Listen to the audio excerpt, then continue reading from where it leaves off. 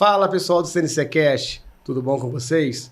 Mais uma vez aqui a gente está para trazer mais uma entrevista sensacional para vocês. 16º episódio, hein?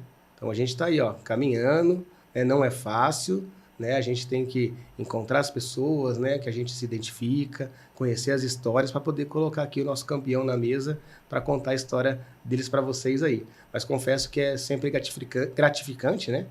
E hoje eu estou nervoso, vocês não acreditam.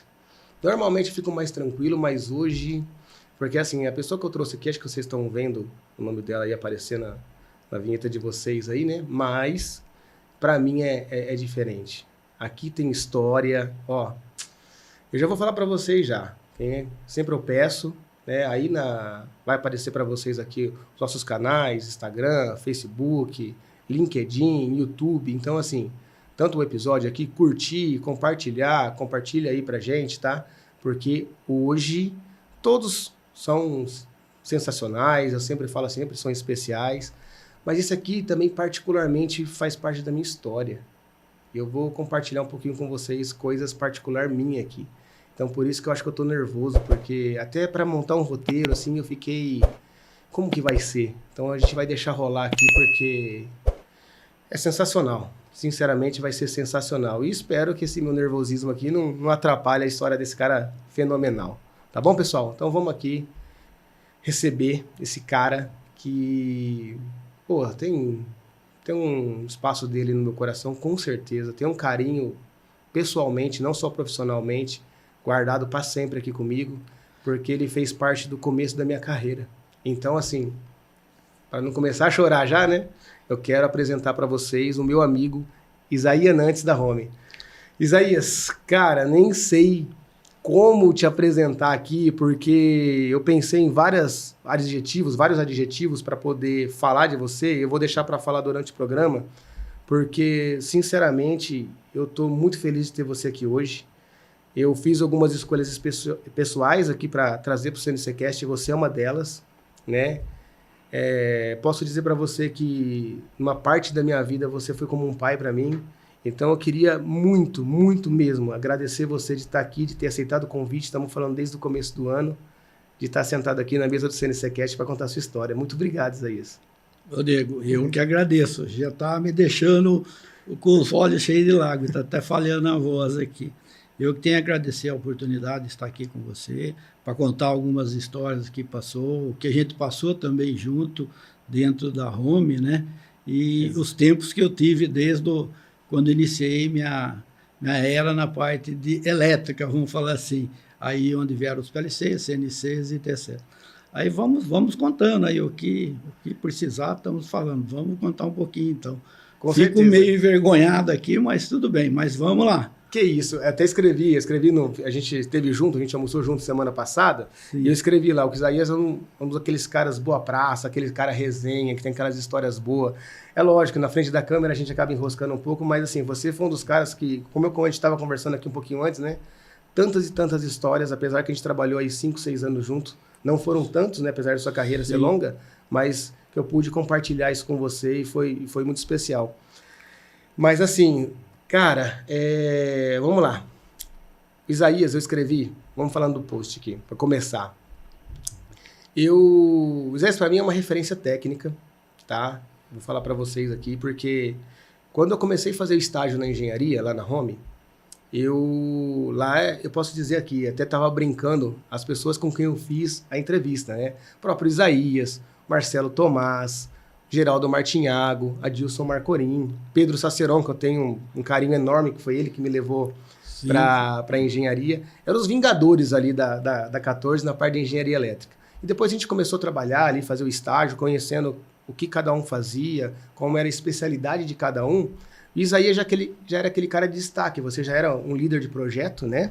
O Geraldo era nosso supervisor gerente na época, né? Geraldo, né? Mas você é aquele cara que era aquele destaque técnico. E eu lembro que a gente falava muito de desenvolver ladder, né? Desenvolver a máquina, fazer. E eu via o pessoal ir até você, e você conversando, e você explicando.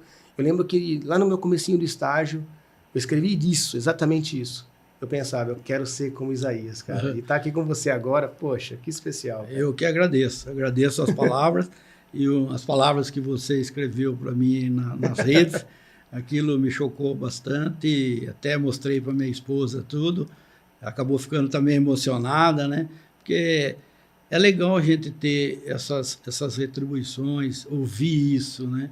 Às vezes a gente está no dia a dia da empresa e a gente não vê isso, não passa por isso.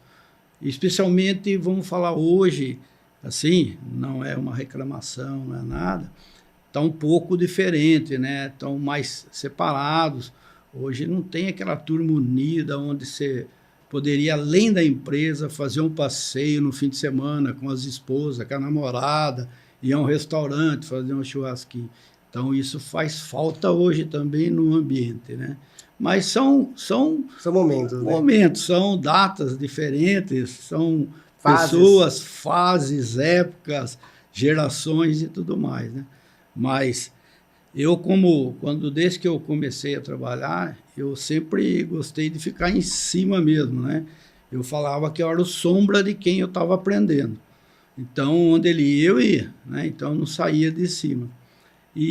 Então, como eu aprendi muito com pessoas, eu também gosto de poder passar. Às vezes a pessoa pergunta uma coisinha, eu procuro detalhar bem mais sobre aquele assunto, né? E assim vamos indo, até hoje ainda. Não, é exatamente isso, Isaías, porque assim, você falou ali de gratidão ali, do post que você escreveu. A gente no dia a dia, como você falou, a gente não tem tempo e vai passando a vida, cada um vai tendo seus caminhos, né? E depois a vida vai reencontrando a gente em outros momentos. E eu acho que isso é uma forma também, isso daqui, né, que eu quero fazer, estou fazendo com você e fazendo até com outras pessoas que às vezes eu nem tenho um relacionamento, mas é uma forma de ter gratidão também por aquela pessoa trouxe para o nosso setor. Correto. O CNCcast, ele é para o nosso segmento e também para poder, vamos dizer assim, o pessoal de hoje em dia se inspirar, né? E você é um cara inspirador. Você foi um cara que me inspirou. Uma das pessoas que me inspirou. Eu falo que eu sempre tive alguns mestres ali que eu tive o prazer de conhecer. Pô, e você foi um cara assim. Então, exatamente isso. Você falou que ficava em cima. Eu lembro, o Zé puxava a orelha a hora que tinha que puxar a orelha, quando errava, quando brincava. Ó, aqui tem que ser brincadeira, mas aqui tem que ser sério. Então, você sempre foi um cara honesto, até nisso. Então, assim, não tem como não gostar de você, vamos dizer assim, né, cara? Bacana. Você falou bem. A gente tem que dar valor a hora que a pessoa tem o valor. Você tem que valorizar. Não só tapinha, valoriza, né? Sim, claro. Com palavras, tudo. E a hora que tem que puxar um pouquinho a orelha, no bom sentido, né? Também, porque isso vai direcionando o profissional. Porque você não pode largar qualquer profissional fazer o que ele acha que deve. Tem lugar que tem regras, e às vezes a gente tem que seguir regras, a gente não pode sair das regras. Mas não tem que sempre lutar para ser o melhor profissional. Por quê? Você está vendendo o teu serviço. Não importa que você entrou na empresa, a empresa te fez uma proposta. E passou um tempo, aquela não subiu mais, você achou que cresceu, mas sempre demonstra o melhor profissional. Não tente parar de trabalhar porque você parou de vender serviço. Exatamente. Aí você não tem valor. Exatamente. Então, trabalhe certo, procure vender sempre o melhor possível. Veste a camisa da empresa, né, Isaías? Isso aí. E assim, é legal. O Isaías, a gente vai começar a contar um pouco a história dele aqui, mas assim, o Isaías é um cara de praticamente 2 empresas. Vão ser 3, né? Depois a gente vai montar aqui a história dele um pouquinho, ele vai contar pra gente. Mas é um cara que teve uma carreira, vamos dizer assim, consistente. E assim, quando você fica muito numa empresa só, e lógico que o Isaías tem experiência em várias empresas automobilísticas que ele vai contar pra gente. Mas você fica muito amarrado um pouco na empresa e às vezes as pessoas fora ali da empresa, porque quem é da Home sabe quem o Isaías é hoje. Não tem como, né? Então, assim, o Isaías é um cara muito reconhecido. Mas no nosso segmento, e até o pessoal mais jovem, não conhece o Isaías, porque o Isaías está ali dentro da Home, trabalhando para a Home, saindo muito, saindo pouco. Então, a ideia do programa também é fazer com que pessoas que não conhecem Isaías conheçam um pouquinho a sua história, Isaías. Então, isso aí que é uma coisa que a gente quer trazer, porque tem muitas pessoas, isso aí eu falei já algumas vezes aqui, a gente visita a empresa, você conhece a história da pessoa, tem visita que eu já saí, assim, encantado com a pessoa, eu falo, e lá fora ninguém conhece. Então, talvez o CNCcast é uma forma da gente poder trazer isso aqui para as pessoas também que não conhecem o Isaías e poder compactuar com a sua história e se inspirar, que a ideia é essa inspiração. Com certeza. Isaías, cara, não tenho como falar que você não é um cara técnico, e daí o pessoal que gosta de máquina aí vai começar a entender o porquê que eu tô falando isso. E a maioria das pessoas que passou aqui, para não falar que são todas, mas acho que a maioria, 99%, tudo começou. Como que você entrou no segmento? No Senai, né? E a gente estava almoçando, e eu fiz essa pergunta para o Isaías, e ele falou, não, mas eu não comecei no Senai. Então é a primeira vez aqui no CNCcast, um cara que é referência no que faz, é um cara que tem, assim, capacidade técnica, assim, fora do normal, é um ponto fora da curva, que não começou no Senai. Como que começa a sua estrada aqui em termos de máquinas, aí? Conta para nós aqui, o comecinho lá. Bom, no começo, eu vou falar assim, eu estava trabalhando numa empresa e trabalhava na administração. Garoto. Aí eu estava fazendo o colégio técnico, né? Em Limeira, fazia o curso de eletromecânica. Aí eu tinha que terminar o quarto ano, ele teria que ser estágio e 4 anos. Naquela época era 4 anos de colégio técnico. E eu precisava trabalhar no ramo. E eu pedi a conta de onde eu estava. Aí a pessoa não queria deixar eu sair porque eu ia trabalhar numa outra empresa com a minha área e o salário seria um pouquinho menor. E aí acabei saindo e indo para essa empresa. Essa empresa fazia máquinas de lavagem de carros, trem e ônibus. Então eu trabalhei um tempo lá como montador elétrico e tal, e aprendi a parte elétrica, assim, bem Mas dizer. assim, totalmente como aprendiz. Como, você não conhecia nada. Eu entrei, até briguei, porque quando eu ia entrar, a gente não sabe nada, né, quase. Eu queria que pusesse estagiário de eletromecânica. Aí a pessoa que era o meu gerente, ia ser, falou, não, rapaz, vou registrar você como auxiliar técnico. Estágio não tem direito a receber algumas coisas, não tem... Eu não sabia, falei, tá legal, né? Daí valia também como estágio. Aí fiquei um tempo ali. E vizinho dali tinha a empresa Pitter. E aí estavam precisando lá. Eu fiz um teste. Os painéis dele chegavam a ter 7 portas, relé telefônico, aquelas coisas. Me deram um diagrama que tinha quase 100 e poucas páginas. Eu falei, Jesus, o que é isso aqui? Aí fiz o teste, passei, comecei a trabalhar ali. E ali eu terminei, já tinha terminado o colégio técnico e não consegui entrar na faculdade daí, né? Não tinha dinheiro, porque minha família, assim, não tinha dinheiro para pagar a faculdade e à noite também não tinha e não tinha como parar. Bom, resumindo, comecei dali e ali fui crescendo dentro dali, rapidinho, né? E em cada Isso com quantos anos, aí, mais ou menos? Como você começou na empresa de lavagem de carro ali? Ali, em 79, eu fiquei 1 ano e pouco, depois eu trabalhei por contas para ele, fazia painéis. Mas isso daí, você não tinha noção, você aprendeu com eles ali mesmo? Como é que tinha noção da elétrica ou no próprio colégio você começou a trazer? No colégio, tá. Eu vou falar, o colégio que eu fiz era um colégio que você tinha que fazer exame de admissão para entrar. E eu até não entrei mal, eu entrei em 33º.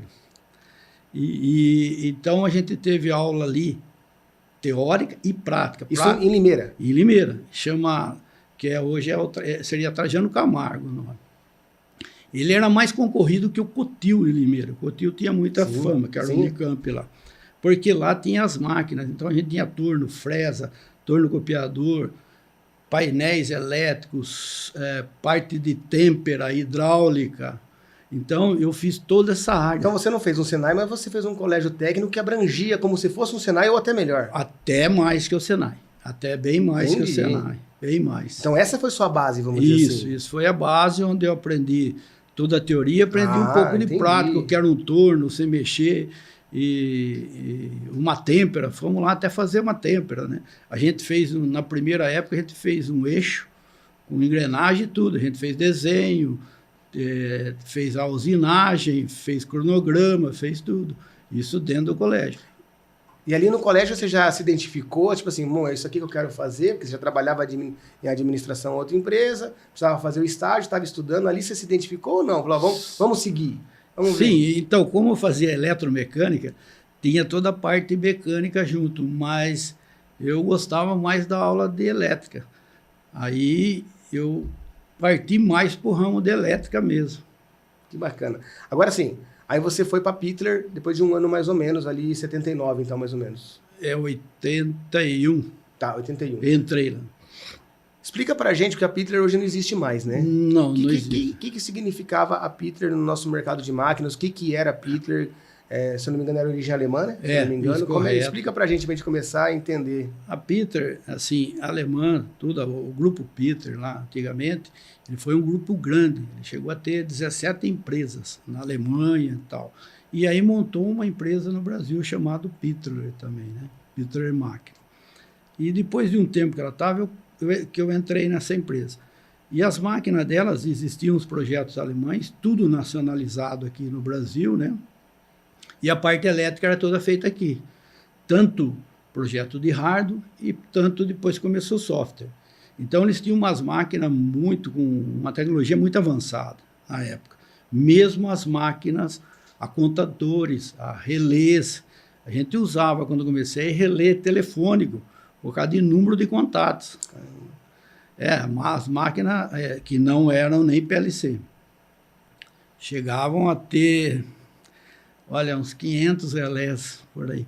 Os painéis, às vezes, tinha 7 portas de painéis. Então, você pode se considerar que você foi um privilegiado de ter tido a oportunidade de trabalhar na Pittler com essas condições? Eu acredito que sim, cara. Eu acredito porque era uma empresa bem concorrida, tipo assim, quem entra não quer sair. Era muito raro alguém para ser demitido, tinha que ser ruizinho. Mas pedir a conta era difícil alguém. E é uma empresa muito famosa, porque onde você encontra, se você está na Mali, na própria Thyssen, o pessoal comenta a máquina da Pittler. Então o pessoal mais antigo lembra que a máquina da Pittler era referência. A própria Home também, a gente ouviu muito você contando muita história de lá. Sim. E qual que era o foco daquela época quando você entrou lá, ou qual o tempo que você ficou na Pittler? Qual que era o foco do estilo de máquina? Qual que é o tipo de produto que a Pittler fazia, que você começou a se identificar ali? E qual que os clientes que ela atendia? O começo, Diego, a Pittler tinha umas máquinas com os nomes Pidofat, Pifat, cada uma com o número dela. Essas máquinas são tornos frontais, uma placa de frente para o operador, não ao lado, né? E a gente tinha máquina com fuso, 2, então tinha máquina com 2 placas, e isso era as eletrohidráulicas, quando eu comecei. E logo essas máquinas, isso vendia muito na Volkswagen, comprava demais, para usinagem não da engrenagem, da engrenagem em si, mas não fazer os dentes, né? Então a Volkswagen usava demais, comprava direto essas empresas para fazer o que a gente chama de câmbio e eles chamam de transmissão. Então, porque aquele tempo a segunda engrenagem da primeira marcha, a terceira, as coisas meio doidas assim. E aí essas máquinas começaram a modificar. Começou a vir muito elétrica, né? Aí a gente teve a primeira PLC. Aí comecei a trabalhar na primeira PLC. Saí dos relés, daquelas partes todas. Mas nessa época você ainda estava como montador. Você entra como montador elétrico. Entrei, daí eu já passei, logo em seguida eu já passei para teste. Eu tive ascendência rápida ali. Teste de painel. Aí eu montava, testava painel, quem montava a gente testava em si, a máquina em si eletricamente.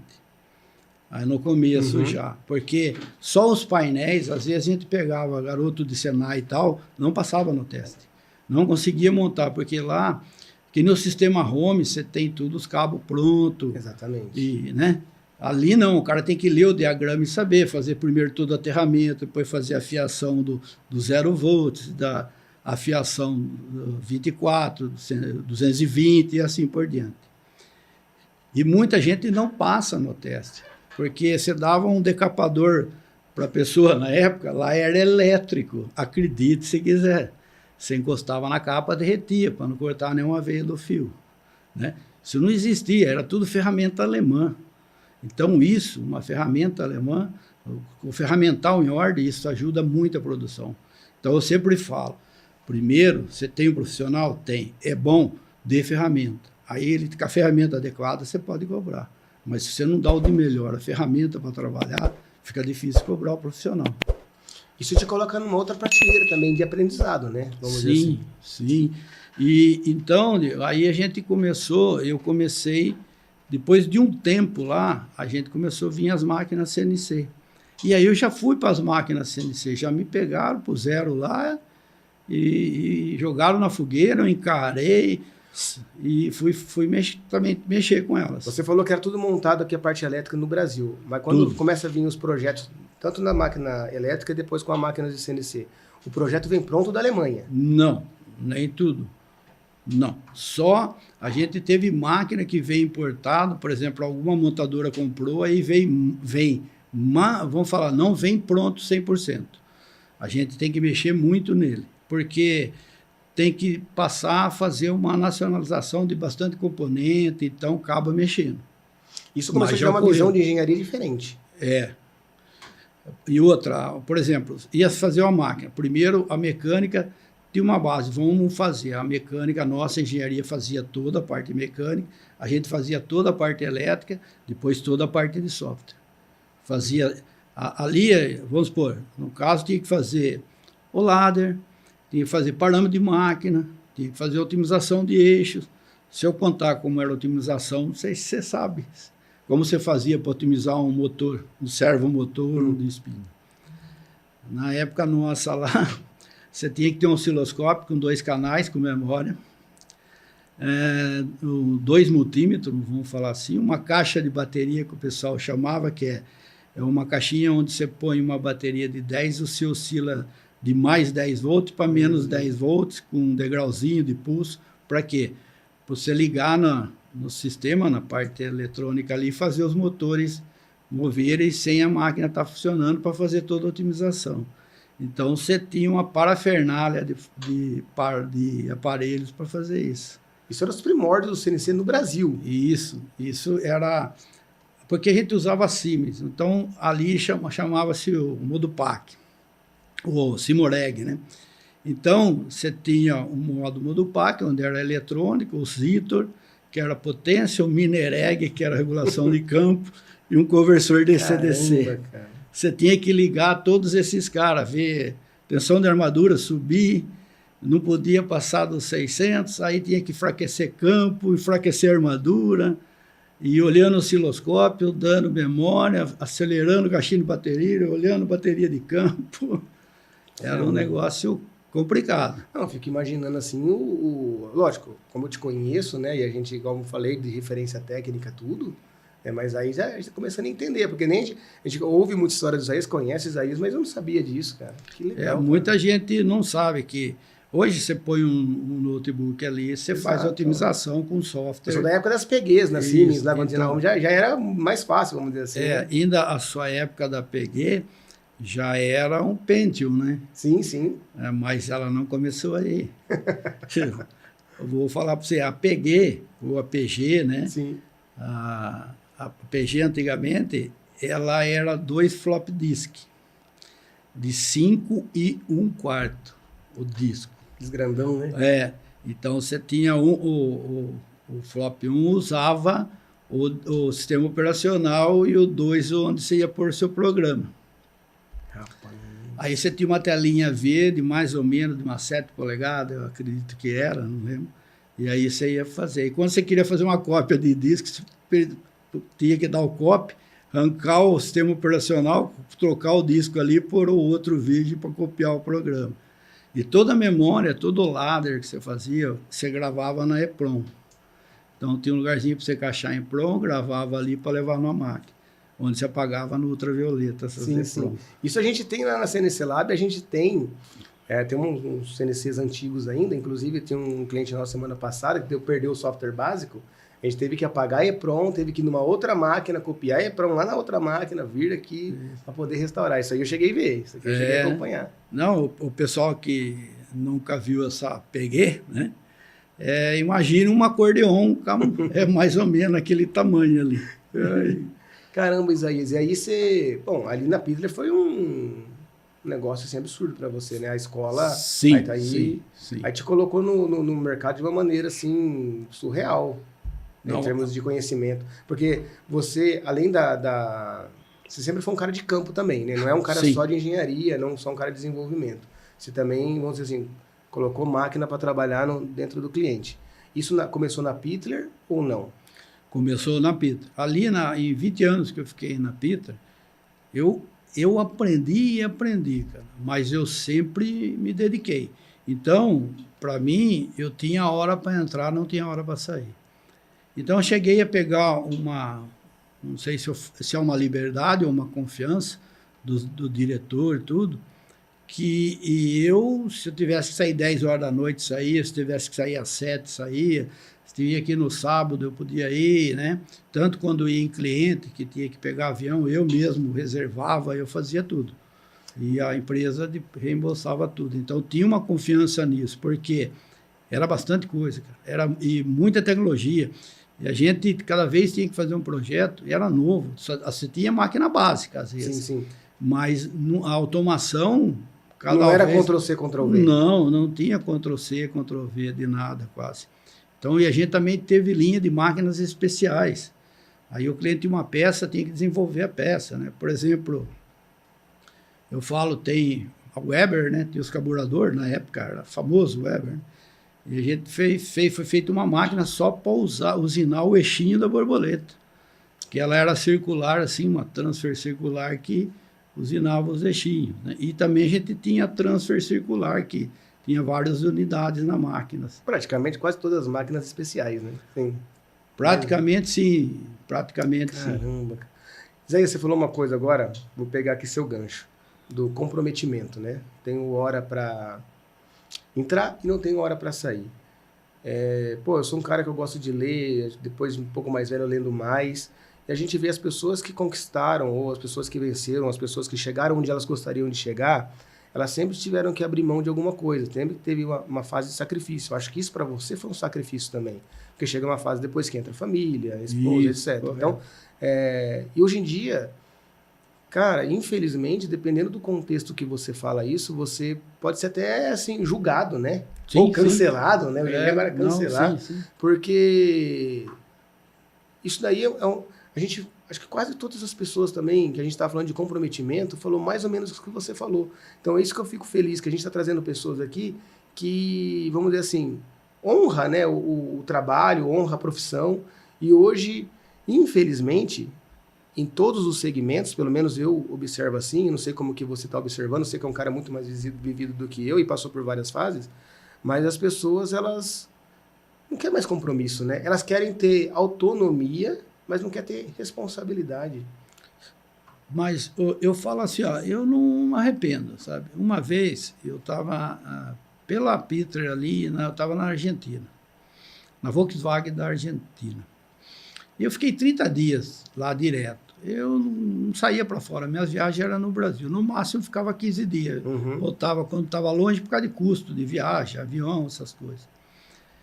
E eu liguei e minha filha falou, não quero conversar com você, eu vou falar com o seu patrão para não deixar você mais ir, né? Ficou brava porque deu 30 dias.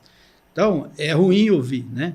Mas foram 30 dias, passaram, tudo vai se ajeitando. E outra, mesmo assim, Diego, esse tempo que eu fazia essas horas, eu já era um responsável pela engenharia e montagem elétrica. Eu que coordenava ali tudo, e a gente não tinha celular na época. Precisava no telefone, às vezes eu estava lá em alguma empresa, tinha que ligar, eu tinha um rapaz que me ajudava muito lá, que também ficou, eu vou falar o nome dele aqui, o Paulinho, né? Eu tive vários companheiros de trabalho muito bons nessa empresa aí, na Pitter, né? E a gente ligava e corria atrás das coisas, que era um líder de montagem. Só que eu ganhava extras com isso. Eu tinha as horas extras. Sim. Então, o que eu fazia? Tudo isso era separado. Não entrava como renda. Então, como eu falei que eu tinha essa liberdade, de repente eu chegava com o meu diretor, daqui 2 semanas já ajeitei, está tudo certo, vou pegar um férias. Aí eu pegava minha família e ia viajar. Ficava 10 dias. Aí mais 10 dias. E tirava 30 dias no ano, assim. Mas dava para sair. O dia que eu não precisava, eu falava, não vou, né?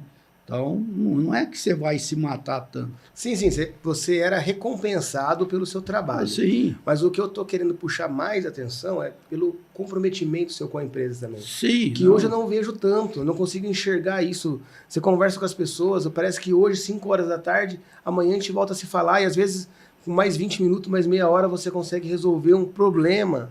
E não tem mais isso. Nem do lado de cá, nem do lado de lá. Você não... Não, isso aí é verdade.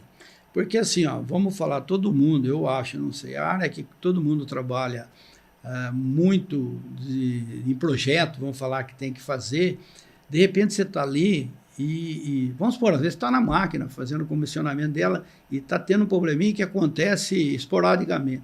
Está ali, está ali, está ali, daí você fala assim, pô, vou ter que ir embora.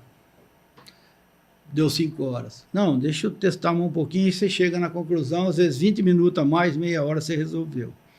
Mas você também tem que ter essa autonomia dentro da empresa. Porque, às vezes, hoje é difícil com essa história de tem que sair 5 minutos antes, ou 5 minutos aqueles que não têm o cargo de confiança. Né? Então, também se torna difícil. Mas, na área de projeto, eu acho que é simples. Às vezes eu saía com algum problema numa máquina, e ia para casa, eu também tive moto, eu gostava, às vezes eu ia de moto trabalhar, de carro, eu vinha, daí de repente, a hora que eu estava chegando em casa, vinha com aquele probleminha, pum, já sei o que eu tenho que fazer, né? Até tinha um caderninho, anotava para outro dia lembrar, né? Mas a pessoa fala, mas é uma realidade, não sei se não é para todos, mas para mim foi, né? Não, mas assim, eu vejo que esse tipo de comprometimento, ele é meio que comum. Então, se você pega as pessoas que cada um, lógico, buscou o que quis, né, trilhou a carreira que tinha o seu objetivo e conquistou, você vê que a pessoa ela é feliz com o seu trabalho, tem muito disso do comprometimento. Sim. O Fuji, ele conta pra gente no podcast aqui que ele não gosta muito de almoçar, porque na hora do almoço, a hora que o pessoal vai almoçar, que ele fala assim, é aqueles 40 minutos, aquela 1 hora que eu consigo botar minha cabeça no lugar e... isso, ele já fez isso, ele já fez isso, ele já fez isso, não deu certo. É a hora do almoço que ele consegue descobrir. Ou, igual você falou, às vezes assim, às vezes tá tomando banho, ele contou aqui pra gente, tá tomando banho, você fala, não acredito, é isso. É uma realidade. Né? E eu não sei se chegou a reparar ou não, na Peter, eu não tinha um horário fixo para almoçar. Eu tinha horário mais ou menos, né? Procurava sempre ir nesse horário, mas dependendo como eu estava, às vezes ia. E às vezes você esquece, você vai olhar 2 horas, puxa, 2 horas não almocei. Não sei se você reparou, não, na home acontecia comigo lá. Às vezes eu ia almoçar, porque tinha que almoçar naquele horário, e eu voltava e começava a trabalhar, mesmo com as luzes apagadas ali. E às vezes, cara, você vai escutar alguma coisa, tá? Então você não pode ligar para isso. Você vai escutar, ei, mãe, tá trabalhando na hora do almoço? Puxa saco. Então, você não liga e nem fique bravo com a pessoa que está falando nada. Porque dentro de uma empresa, eu pensei, é todo mundo que faz a empresa, são os funcionários. Então, se eu estou trabalhando, eu estou te ajudando também. Exatamente. Né? Porque a gente está concluindo aquele trabalho todo.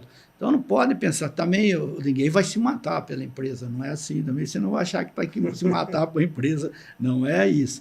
A hora do não, a hora do sim, sim, né? Então, quando você tem um compromisso, precisa falar, infelizmente, hoje não posso. Tanto é quando eu era responsável, né, para engenharia e para montagem, principalmente a montagem, às vezes eu precisava de funcionário no sábado, certo? Então, na sexta-feira, eu chamava lá, eu falava, preciso de 2 montadores. Então, eu já sabia quem eram os montadores naquela... Quem pode vir no sábado, trabalhar das 7 até meio-dia, sei lá. Aí eu preciso de 2. Um falou, o outro falou, tá feito. E eu nunca gostei que alguém falasse assim, ô, gente, não dá para ouvir porque eu vou ter que fazer isso. Não precisa justificar nenhum. Só que assim, quando eu pedia 2 e os 2 falaram que vinha, daí não me aparecia no outro dia, era ruim, né? Então, é assim, você não tem que questionar o funcionário também, porque ele não... Claro, cada tem sua vida também, né? É. Agora vamos voltar, agora que a gente pegou esse gancho aqui do comprometimento. Aí, você falou 20 anos de Pittler, mas na realidade tem aqui a gente conversou sobre isso e você escreveu aqui para mim na sua biografia, teve uma junção com a Nagel, né? Isso, a Nagel comprou. Pra gente poder... Com quanto tempo você tinha de Pittler que aconteceu isso daí? Como é que foi isso, Isaías? Porque a Nagel existe até hoje lá em Salto, pra quem não conhece. Isso, ela fechou a parte, agora ela levou a Pittler para lá, que fazia os tornos só, mas ele, na época era o Kisling, né, o diretor, era o Wolfgang Kisling, faleceu agora, seu Kisling, e uma pessoa que todo mundo conhece aí, Tem bastante história, sabe, né? O gênio dele, né? Mas, assim, nunca tive problema com ele, vou falar assim, o pessoal acho que... ele comprou e começou a vir na Pitter ali, né? Mas ele comprou a Pittler do Brasil? Só do Brasil. Entendi. Só Brasil, não tinha nada com a Pittler Alemanha. da Alemanha vendeu a parte dela... não tinha mais nada aqui com a Alemanha, mais nada. E comprou de porteira fechada, com os funcionários, todo mundo? Todo mundo lá ficou para ele. E a Nagel era fabricante de brunidora, superfinish, furação profunda também tinha, né? Até retífica. Então, como eu trabalhava no projeto ali de tornos, a gente estava, às vezes, com menos projeto, tinha máquina de linha só, e eu quis e acabou pegando eu para trabalhar também na Nagel. Eu ia para a Nagel, fiz projeto para a Nagel, fiz furação profunda, fiz superfinish, linha de montagem, fiz 2 retíficas. Mas aí você trabalhava, você era supervisor da montagem da Pittler, da engenharia da Pittler, e ia trabalhar no projeto de máquinas da Nagel, é isso? Na Nagel. Que loucura, cara. Porque quando ele foi passar eu para chefe, que ia passar para chefe, que nós tínhamos um gerente alemão lá, que era o senhor Mann, Peter Kallmann, um cara muito bacana esse alemão. Ele saiu porque já deu o tempo dele e tal. Aí não tinha ninguém, falou, vamos pegar o Isaías, né? Daí eu falei, faz o seguinte, não me passa para chefe, o senhor fala que eu sou responsável, porque se eu viro chefe, eu não ganho hora extra, não ganho nada. Tinha que pensar também, né? Claro, eu tive que pensar no meu, né? Por isso que eu falo, a gente também tem que pensar no... Claro. E aí eu falei, não, deixa, o senhor passa só. Aí foi passado uma hora que eu era o responsável e pronto. E aí eu comecei a trabalhar para a Nagel também, não fazer serviço para a Nagel, não tinha cargo de chefia, nada com eles lá. Entendi. Antes eu tenho algumas coisas para perguntar da Pittler para você que eu me lembro e a gente conversou. Esse tempo de Nagel, quanto tempo você ficou lá? Mais ou menos. Eu acho que deu uns 5 anos da Nagel, cara. Então podemos dizer assim, é uma empresa só, mas vamos dizer, uns 15 anos de Pittler e uns 5 anos de Nagel. Os dois juntos. Sim. Eu acho que a turma fala 96, mas 95 eu acho que já começou, sabe? Daí eu comecei a fazer máquina também para eles. Entendi. Ô Isaías, a gente estava conversando no almoço e você estava contando uma história que quando você estava lá na Pittler e estava fazendo a implantação de algumas máquinas na Ford Taubaté. Se eu não me engano, era algo global, né, que tinha em vários países, mais ou menos no mesmo sistema, e tinha uma pessoa que estava acompanhando, e esse sistema, essa peça, depois você explica para a gente aqui, né, o que era, né, certinho, mas tinha um problema de processo, e vocês estavam lá, né, fazendo a implantação da máquina, instalação da máquina, acompanhando a máquina, não lembro se tinha que esperar da CPK ou não, aí você explica para a gente, e você observando, você viu um detalhe, e é uma história bem interessante, porque o Isaías, ele é um cara que ele rodou por quase todas as montadoras aqui do Brasil.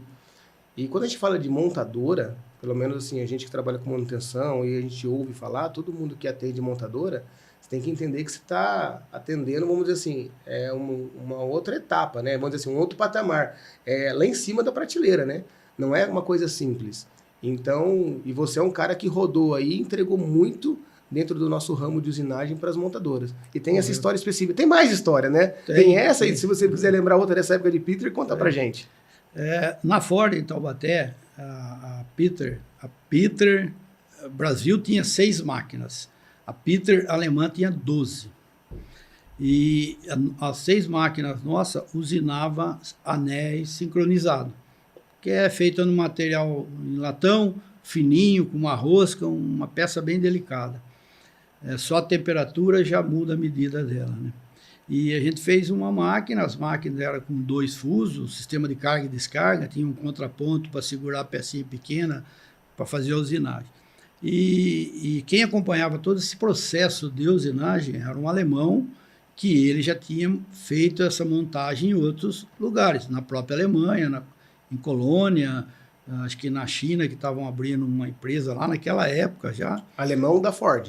Alemão, ele era funcionário Ford, e nessa parte de processo. E aí ele falou, olha, sai o mesmo probleminha, a gente tem isso aqui, se a gente conseguisse eliminar essa...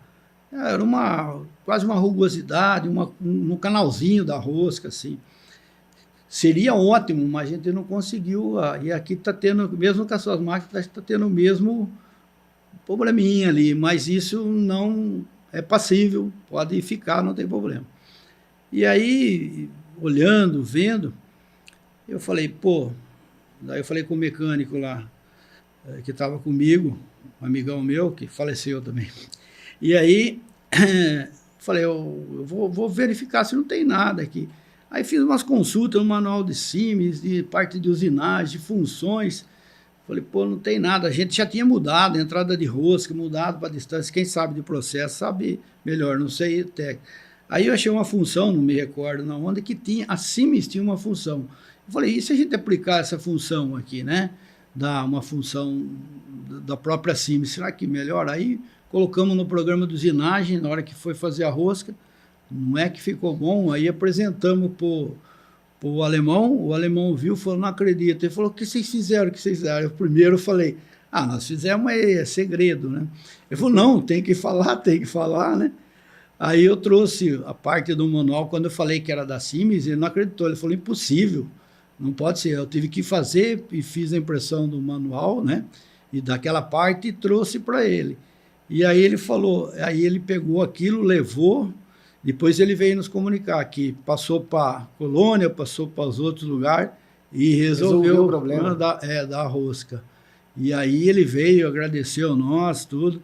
Aí falou, vocês não querem ir para a Colônia? Vamos para a China que está terminando, eu vou levar vocês dois. Trabalhar na Ford? Eu falei, não, deixa quieto, tá bom aqui, né?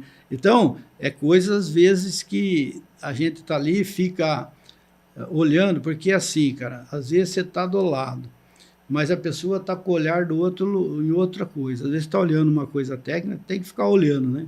E foi uma descoberta lá e ganhamos o dia com ele, vamos falar assim, elogio. Teve uma vez que a Volvo também te elogiou, né? Era o seu Nagel já? Já da Nagel, foi da Volvo. A Nagel fez uma máquina para fazer a furação profunda no bloco do motor. Uma máquina bacana até. Só que os Gentry que trazia o bloco é Gentry, que colocava dentro da máquina, aquele bloco do Volvo, né? Pesado, enorme. Da GSA na Alemanha. Então, o que a gente tinha que fazer a interface também, né? Com o Gentry e mais uma outra máquina. E aí, eles tinham problema com setup de máquina, com porta, com isso, ali você tinha estações, né?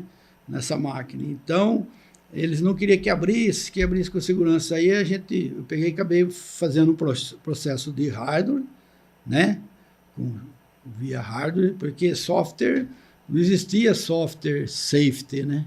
Aí, o que a gente tinha era só o safety relés, né? E aí eu fiz um sistema lá, pus na porta, o chefe deles, o responsável, veio olhar, analisou, aí deu os parabéns e aí teve que todos os outros fornecedores anotar o mesmo sistema, inclusive a Grob. Todos os fabricantes de máquina? Fazer o mesmo sistema? Fazer o mesmo sistema. Caramba, cara. E aí ele falou pro meu diretor, esse menino aí, na época menino, né? Fez aí e tal.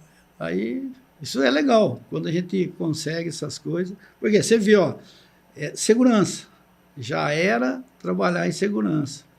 Eu sempre também gostei de trabalhar na máquina e ver segurança. Tanto quando entrei na Home, deram para mim segurança lá, né? Até li toda a norma de novo, fiz resumo, porque a norma já vem desde, vou chutar, em 1985.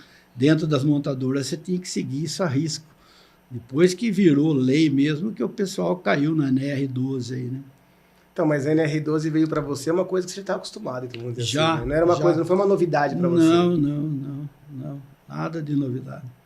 Já estava acostumado a trabalhar nesse ambiente de segurança. Agora, assim, você foi um cara também que sempre, quando a gente conversa, sempre um cara que fala de processo. Você conhece processo de máquina, otimização de peça, trabalhando na engenharia, trabalhando na parte de desenvolvimento da máquina.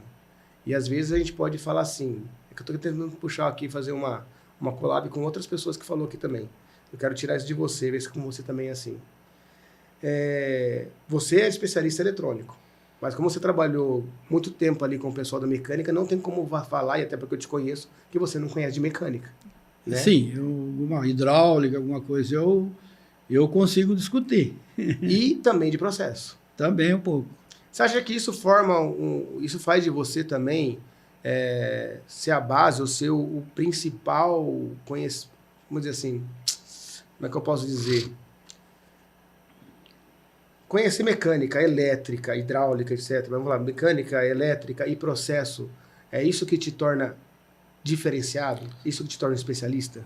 Pode até ser, você que está falando isso. Não, sim, né? sim, eu estou falando. Pode ser. Aos olhos a gente conhece também. É que nem processo.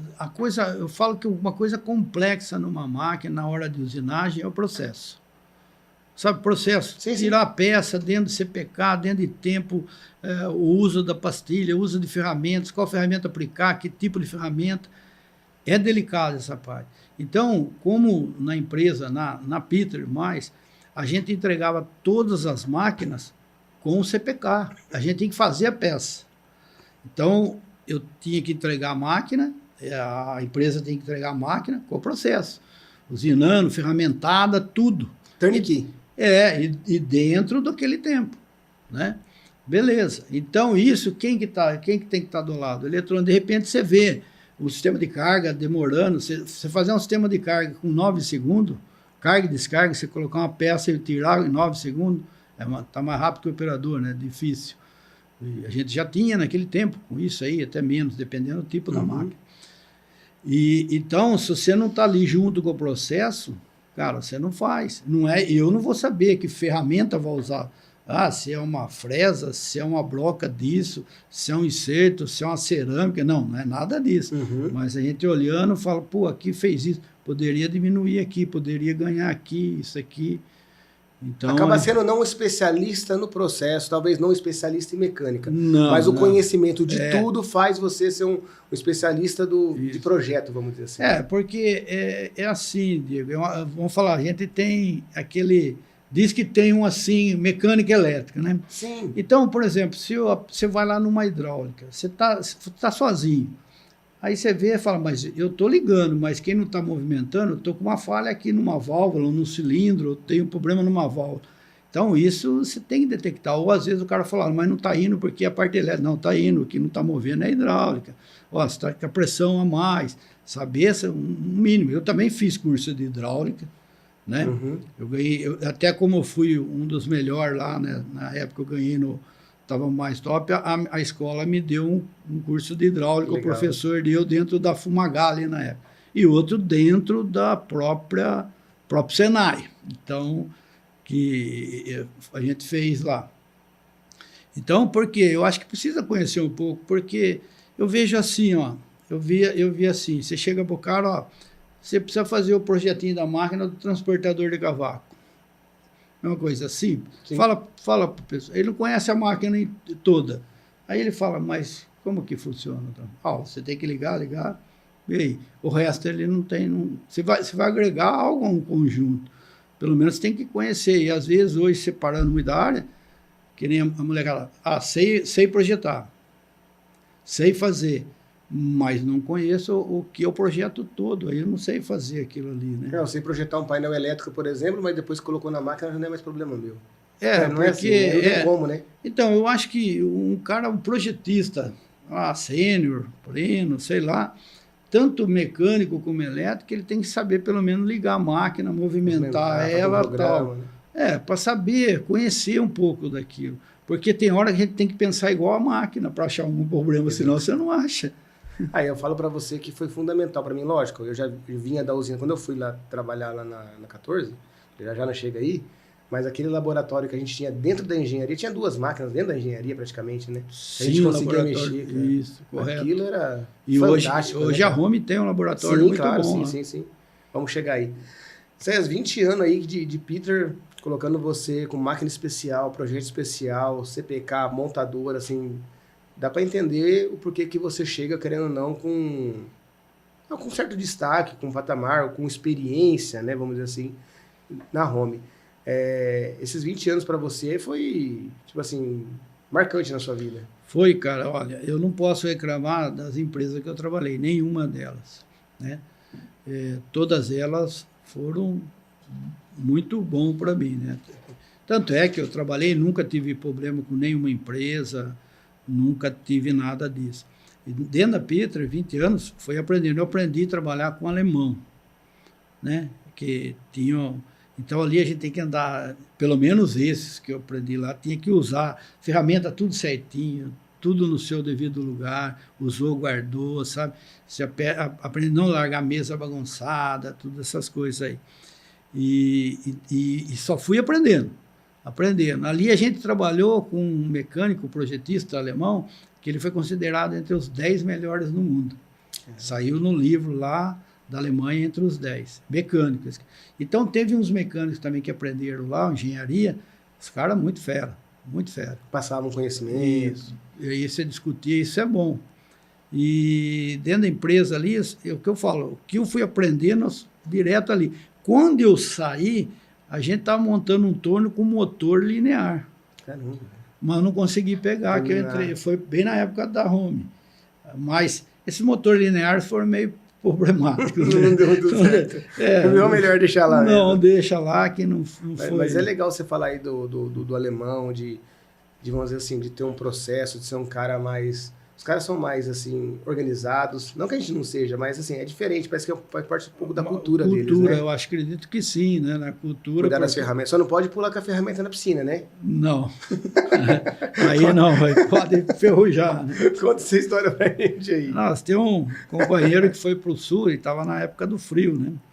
E acontece muito. O pessoal que viaja aí para fazer... colocação em funcionamento, então vai ter muita história para contar. Mas uma lá, esse de um amigo nosso, um deles também já faleceu, mas o Dorival, ainda que era eletricista, ele o apelido dele era Baixo, não é um baixo, é baixo, né? Baixinho e tal, e ele estava com o mecânico. Aí o cara falou assim, olha, eles não conseguiram um hotel e ficaram numa hotel fazenda, lá um negócio assim, né? E o cara falou, eu solto 2 cachorros, aí recolho ele umas 6h30 da manhã. Se vocês saírem antes, me avisa, né? Que daí eu já recolho ele, né? E os 2 acordou que tinha chegado de viagem, quis chegar cedo na empresa que estava fora, passou a malinha na ferramenta que chegou, botou a blusa e saiu. Esqueci, nem tomaram café, saiu assim. E esqueceram do cachorro. Não é que o cachorro mordia. Só que a hora que os 2 viram o cachorro vindo na direção, e o cachorro vindo, os 2 com a mala na mão, e o cachorro vira, os 2 saíram correndo, a hora que viram, falaram, não vão chegar até lá na porteira, lá na frente, né, no portão. Pularam, vão dentro da piscina, pularam. E o pequenininho não sabia nadar, o Dorival não dava pé, e um segurando o outro, assim, e os cachorros em volta. Latindo com a caixa de ferramenta. Tudo dentro da água. Ai, caramba, cara. Eu lembro muito de você imitar o alemão, né? Isso é seu Nagel já, né? Já quis. A gente... Porque o jeito que ele falava, né? Então ele pegava a turma... Já você diz Zaia? Essa assim, aquela vozinha dele, mas ele... Eu não... A turma... o pessoal ficava muito assim, que ele era enérgico e tal, mas... E era. Só que ele sabia respeitar quem dava o respeito, né? Você também tinha hora que chegar, hora que falar de frente, falar com embasado, né? Eu acho que a gente sempre tem que estar embasado, a hora que vai falar. Tem argumento para falar, né? Às vezes falava besteira, eu via besteira. Não adianta, isso não leva a nada. E ele é uma figura, né? Assim, ele é bem conhecido também, já ouvi muito falar dele. Muitos vão falar, principalmente os fornecedores, né? Sei lá, Siemens, Fanuc, fornecedor de material elétrico, essa turma da Era tudo com ele que ele tratava. Não, ele sempre dava um toquinho final, né? Isso aí, que legal. E aí, lá nos meados ali, no começo de 2000, 2001, aí você tem a oportunidade para Home, né? Isso, aí eu tava trabalhando, cara, eu tava na Krupp, aqui em Campo Limpo. E aí eu recebi um telefonema de uma empresa desses... Headhunter? Headhunter, aí em São Paulo. E aí ela falou, pô, é difícil falar. Já tinha o celularzinho, né? Nessa época já tinha. O StarTAC, né? Sim. Aí ela falou, pô, é difícil falar com o senhor e tal, pra você ligar, sua funcionária atendeu, que era. Daí ligou com a sua esposa, para sua esposa falar, ligar com o senhor para passar o telefone. Eu falei, é isso aí, o celular meu eu não passo para ninguém, nem para empresa. Nem empresa que eu trabalho. E ela falou, eu queria marcar uma entrevista, não sei o que tem, o senhor foi recomendado aí. Eu recomendado porque ela falou, não posso falar, umas 2, 3 aí, empresas que falou do senhor e tal. E eu gostaria de fazer uma entrevista, ter uma empresa procurando. Eu falei, que empresa? Também não posso falar. Eu falei, puxa vida. E eu lá num sofrimento para liberar essa máquina que estava atrasando virabrequim para os Estados Unidos, Thunderbird, lá daquelas caminhonetes, sei lá. Aí eu falei, não dá para eu ir hoje. Eu estava ali do lado de São Paulo, até dava, mas eu estava com carro de empresa, não dava, não podia fazer. Aí ela falou, poxa vida, vai perder uma oportunidade? Eu falei, felizmente vou, mano, posso abandonar a empresa. Já faz 20 anos quase que eu trabalho aqui, eu vou abandonar. Daí ela, na hora que eu falei 20 anos, ela não gostou muito, sabe? Eu percebi, ela falou, mas o senhor está 20 anos na mesma função? Então eu falei, o senhor pode me... Aí eu relatei para ela, tal ano, passei para isso, mas então o senhor teve uma promoção a cada 3 anos? Eu falei, nunca fiz esse cálculo, nunca fiz mesmo. Aí ela falou, e se eu marcasse no sábado, o senhor viria? No sábado dá para mim. Aí eu fui lá, fiz a entrevista, um monte de aqueles testes psicológicos, né? Aí fala, pô, vai ver, chega o Isaías e fala, isso é meio doido, né? Não passa. Aí ela falou que era home e tal. Falei, interessante. Aí depois ligaram, marcaram entrevista e eu fui para lá, para home. Aí fiz uma entrevista com o Geraldo, Marcurim, Iamada e o Falcão. Com as 4 pessoas. Mas aí daí do fim deu certo, comecei na home. E foi difícil trocar de empresa depois de 20 anos? Olha, é assim, ó. Não é fácil. Não é fácil assim. Você troca, né? Mas você está 20 anos naquilo. Aí você sai de manhã, é perigoso você errar o caminho. Você entendeu? Opa, não, mudei de empresa. E outra coisa, assim, no comecinho, assim, mais a primeira, segunda semana, aí eu ia almoçar no restaurante da Home, né? Estava ali. Às vezes eu pensava que eu estava numa outra empresa, numa montadora, almoçando no refeitório dela, né? Aí se acordava, assim, de repente. Mas depois se acostuma. Aí, como você sai de uma empresa e vai para uma empresa boa também, cara, você não tem esse problema. Isso vai... Como é que foi o começo da adaptação na Home, Isaías? Na Home, é assim, eu acho que... Porque assim, por que eu estou te perguntando, fazendo essa pergunta? Vou colocar melhor. Porque você vem, vamos dizer assim, você era ali responsável pela montagem, responsável pela engenharia, ajudava a Nagel ali a fazer máquina especial, então vamos dizer que você estava no olho do furacão, talvez, sim, com vários braços, vamos dizer assim. Correto. E você vai para a engenharia da Home que talvez tenha um time diferente. Correto, né? tem isso. Você chega lá, então como é que foi isso para você? Então, no começo, assim, vou ser franco, né? Eu estranhei um pouco, porque eu vinha daquilo tudo né? E ali na Home, você tem tudo um tempo, tem que seguir, fazer. E como entrei ali, ainda não conhecia ainda o sistema todo, né? Aí tinha uma pessoa que me orientava, você precisamos fazer isso, precisamos fazer aquilo, né? E aí eu lembro assim, ele me deu, você tem um 810, acho que era da Siemens, que era a Discovery, né? Ele falou, precisa fazer o handheld, cada um chama do nome, né? O remoto móvel, essas coisas. Aí eu falei, tá legal, só fazer isso, precisa fazer para funcionar os eixos nele e tal, beleza. Aí eu fui lá, só que a Siemens, cara, ela tem alguns FBs já prontos, né? É só você saber empregar ele. Então, o Hunt tem um FB, tem um cara já parametrizado que você faz, depois você faz sua segurança do certo, você abre isso, põe o botãozinho para isso, para aquilo. Aí eu fiz. Aí cheguei para a pessoa e falei, tá pronto. E ela falou, como pronto? Eu falei, tá pronto. Não é possível estar pronto. Eu falei, tá feito, vamos lá. Foi lá, testou. Mas deixa eu ver o que você fez. Aí eu mostrei, mas tem o FB aqui, eu só parametrizei, fiz assim. Então ele estranhou. E eu achei que era normal. Super comum, né? Mas daí depois você tem que pegar daquilo, fazer um descritivo, fazer isso, né? Mas foi bom. Daí a gente começou com o Geraldo ali, né?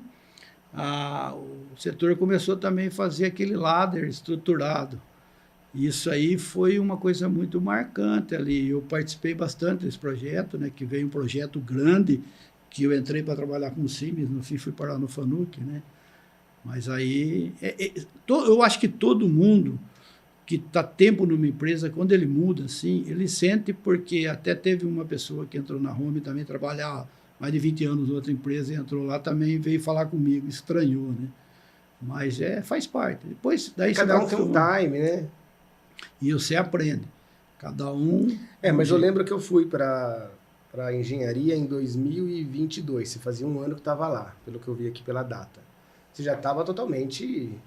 Já estava com a faixa de capitão ali. Não, ali na Home... jogando, né? Ali foi bom, rapaz. A engenharia ali... Até hoje, cara. Hoje, se você olhar a engenharia da Home, mudou bastante, sim. Hoje, a quantidade de pessoas, né?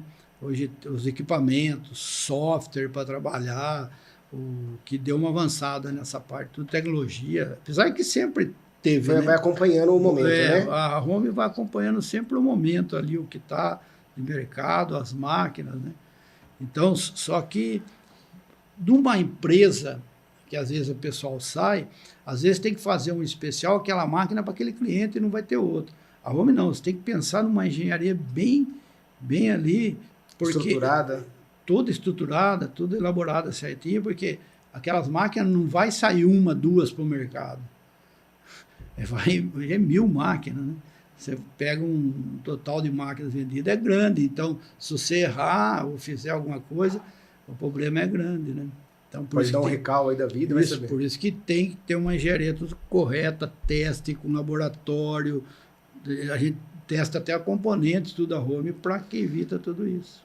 Nossa, a gente pensando aqui, pensando nas atualidades, pelo menos quando eu entrei na engenharia, aquele time que vocês tinham, onde ali que eu comecei a fazer parte como estagiário, foi engraçado também que, não sei se você vai se recordar, mas eu trabalhava na Home desde 2000. Eu já fazia 2 anos e meio que eu trabalhava na Home. Eu trabalhava no Homicron como operador de CNC. E o pessoal vendeu uma execução especial de uma 4022, de uma Bridge Deport, para um cliente que tinha lá na Home. E a única Bridge Deport que tinha 4022 era no Homicron. E o Marcelo Tomás e o Rogério Azanha, acho que o Marcelo Tomás estava trabalhando ali nas execuções especiais junto com o Rogério Azanha, foram lá fazer o teste na máquina, porque tinha que testar antes de instalar, especial, porque não tinha outra máquina para testar. Aí o pessoal falou, Diego, o pessoal vai vir aí, o pessoal da engenharia. Então o pessoal da engenharia ia lá e falou, nossa, né, é diferente, né? E eu tinha acabado de fazer a prova para fazer engenharia de automação na Unimap.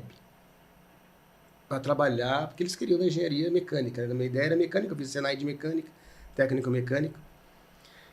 Mas eu vi lá, lembra do Marcelo Tomás e o Rogério Azanha com o computador, e vai lá e mexe, altera aqui, agora faz isso. E eu lembro que, eu gosto de falar um pouquinho, né? Eu fiquei já do lado da... Marcelo Tomás tinha um Palio vermelho, eu lembro que ele estacionou bem atrás, assim, lá no Homicron. É verdade.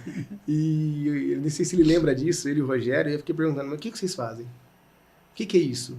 Mas o que vocês estudou para fazer isso? Onde você trabalha? Eu ficava perguntando, acho que o pessoal falou que cara chato, né? E eles saíram, foram embora, eu vi aquele negócio na minha cabeça, né? Eles falaram que tinha que fazer engenharia elétrica, eu falei, vou fazer engenharia elétrica. Comecei a procurar e só tinha no Unisal. Aí eu acabei fazendo a prova do Unisal, passei em engenharia elétrica, porque pensava já em fazer elétrica. Eu lembro que o pessoal lá do Homicron, o Guion, que era meu encarregado, ficou doido. Ele falou, mas você não pode fazer isso, o pessoal está olhando para você. Antigamente tinha métodos e processos, não sei se tem ainda na Home. Não, ainda existe. Assim. Era métodos e processos. E o pessoal está olhando para você trabalhar lá no processo do Homicron. Mas eu fiquei encantado com o Marcelo e com o Rogério na época. E aí comecei a fazer a faculdade. E, coincidentemente, o Flávio Souza e o Daniel Rodrigues, né? Quero mandar um abraço para todo mundo aqui. Mandar para o Marcelo Tomás, o Rogério Azanha. Depois a gente vai falando deles aqui, eu vou mandando. O Marcelo é gente fina, assim. O Daniel Rodrigues, o Harry, né? E o Flavinho, né? O Flávio Souza, eles estavam fazendo faculdade na minha classe e fazia estágio na Home. Então, todo mundo ali, sei lá, quase 200 pessoas, olhavam os dois assim, nossa, eles fazem estágio na engenharia da Home. Era um negócio diferente. Eu lembro que eu trabalhava na Home, só que eu era operador de máquina. Eu fui conversar com eles, a gente estava fazendo uma lista de estudos lá, e o pessoal falou assim, cara, abriu uma vaga para preencher a A e D. Você lembra disso? A e D. Com o Pedro Saceron. E aí, como eu tinha telefones internos, tudo, eu já liguei pro Pedro, eu fiz tudo errado. Liguei pro Pedro, eu falei, Pedro, você trabalha aqui, assim, assado. Um abraço pro Pedro, um beijo no coração, né? E ele... lembro que tinha a van, a Home tinha umas van internas, não sei se existe ainda. Eu acho que até tem, até um tempo atrás tem, eu acho que acredito que sim. Aí eu peguei a van e fui lá para o F14, conversei com o Pedro, ele gostou, ele falou, vamos marcar uma entrevista, mas daí tem que ser RH. Nossa, arrumei uma confusão por causa disso. Aí depois eu voltei um dia lá e foi programado pelo RH, fiz a entrevista com vocês lá e passou um mês, cara. Nada, de ninguém falar nada. Aí eu peguei coragem e liguei pro Pedro. Eu falei, Pedro, a gente escolheu você, só que você não pode vir porque você é funcionário. O pessoal da Omicron aí gosta de você, cara. Você não pode vir aqui. Mas como não? Não pode. Outra, você tem que pedir a conta. Para ser estagiário, você tem que pedir a conta. Não sei se você lembra disso. Sim. Não podia ser. Hoje em dia, hoje o pessoal consegue fazer uma adaptação. E aí eu fui pedir a conta e fui para 14. Eu lembro que uma das primeiras vezes que a gente conversou, você falou, como que você que tá funcionário, tem emprego garantido, vai pedir a conta para fazer estágio? Porque estágio na Home, eu queria que você explicasse pra gente aqui também, para o pessoal lembrar, era difícil efetivar, né, Isaías? E assim, era concorrido, era o pessoal chegava lá e tinha que trabalhar como funcionário, tinha que ralar, tinha que aprender. E assim, poucas vagas surgiram em 5 anos que eu fiquei lá. Correto. E como que você troca o certo pelo duvidoso, né? E aconteceu isso. E eu arrisquei, eu falo que foi uma das melhores decisões que eu tive, não pessoal, profissional, e por ter conhecido as pessoas que eu conheci. Não, mas o que você falou, né? Eu também troquei um salário maior por um menor. Então, às vezes, a gente tem que tomar decisões e tem que encarar, né? E o estágio, eu lembro que tinha vários estagiários. Assim, na minha época, cara. Mas estágio é uma coisa que, até hoje, né? Você trabalha um tanto de horas só, não trabalha o dia todo, acho que mudou, 6 horas. O meu final da Home já era assim, já o pessoal que estava trabalhando já estava, né? Então, ele tem umas regras que é para o cara aprender. E quem está ali dentro de uma sala de aula que está começando uma engenharia, é válido, né? Porque você acaba aprendendo na empresa, sempre se aprende.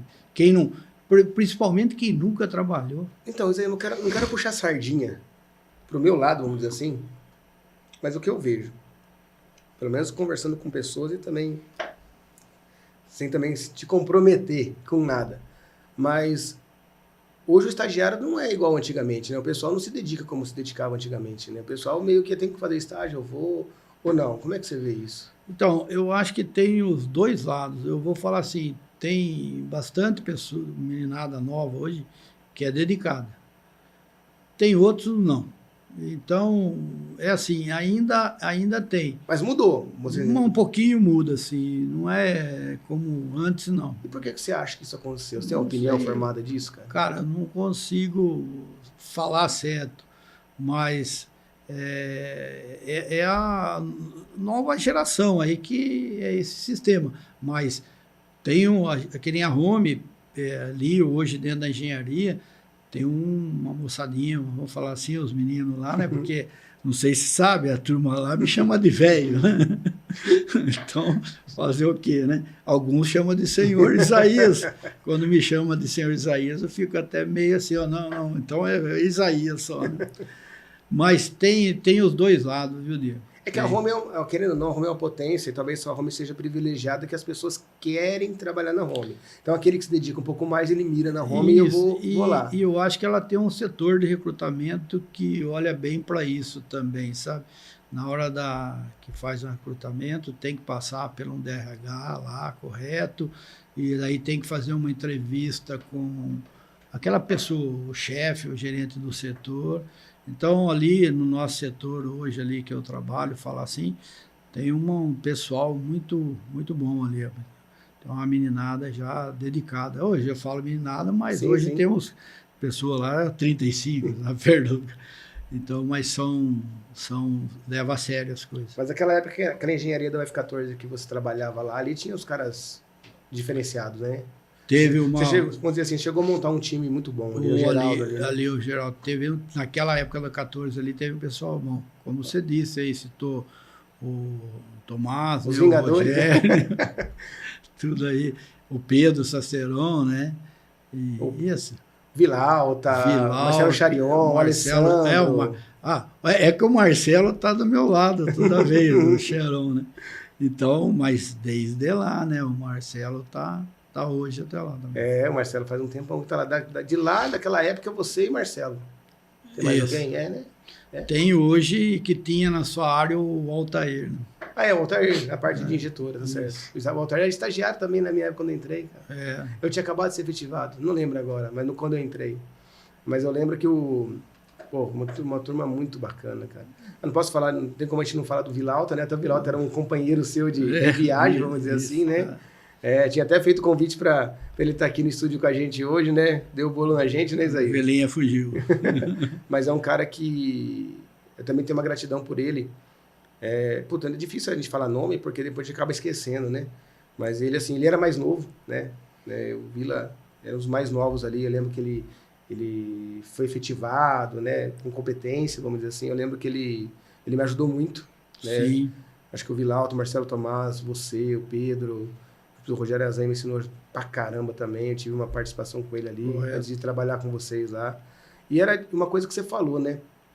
Além de a gente trabalhar, da gente aprender, tinha uma coisa diferente naquela época. E, pelo menos para mim, nenhum outro lugar eu trabalhei, nenhum outro lugar. Depois eu fui trabalhar em outros setores da Home, que também foram muito bons. Eu trabalhei no F15 ali na engenharia, sensacional. Né? Sempre falo que o Marcorim, para mim, também foi um outro cara que conseguiu me colocar nos trilhos. Assim, é um cara que eu admiro demais. Né? Uma história muito legal também para a gente contar. Mas lá naquela época da F14 era diferente o ambiente. Eu não sei porquê, mas o ambiente ali, a gente, sei lá, conseguia estar junto sempre. Sempre ele estava fazendo, igual você falou, um evento aqui, um evento ali, um evento com família, um evento às vezes só o pessoal dali mesmo. Era unido, não tinha, sei lá, não tinha uma fofoca. Era tudo junto. Hoje a gente não consegue ver isso aí nos lugares. Mudou. Isso eu sinto que eu vejo que mudou. E é legal ter isso aí, porque você falava lá, vamos fazer um churrasquinho e tal. Era um ou dois que às vezes não dava para ir, no outro algum, outro dois. Vão até viagem a gente fez, de sair fim de semana com as esposas, Monte Verde da vida aí. Então. Hoje a gente é diferente isso. Talvez por causa dessa juventude, como tem muita juventude, então ninguém vai querer sair com velho também, né? Vamos falar assim. Então isso ficou mais distante, mas ocorre ainda, né? O nosso setor ali, vira e mexe, a gente consegue ajeitar alguma coisa e faz, né? Mas é bom que fosse todo mundo, né? Participasse aquele todo, né?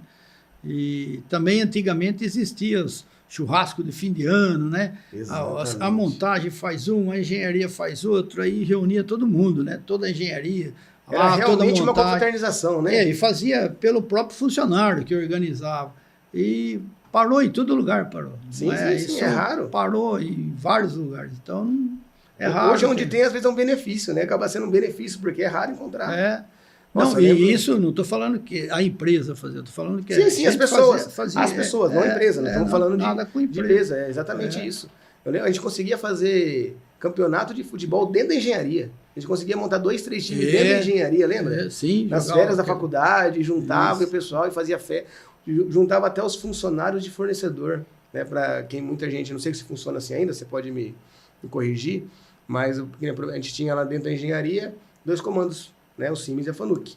E sempre tinha uma pessoa lá que era representante, tanto da Siemens quanto da Fanuc tecnicamente. Até muitos deles normalmente acompanhavam o Isaías.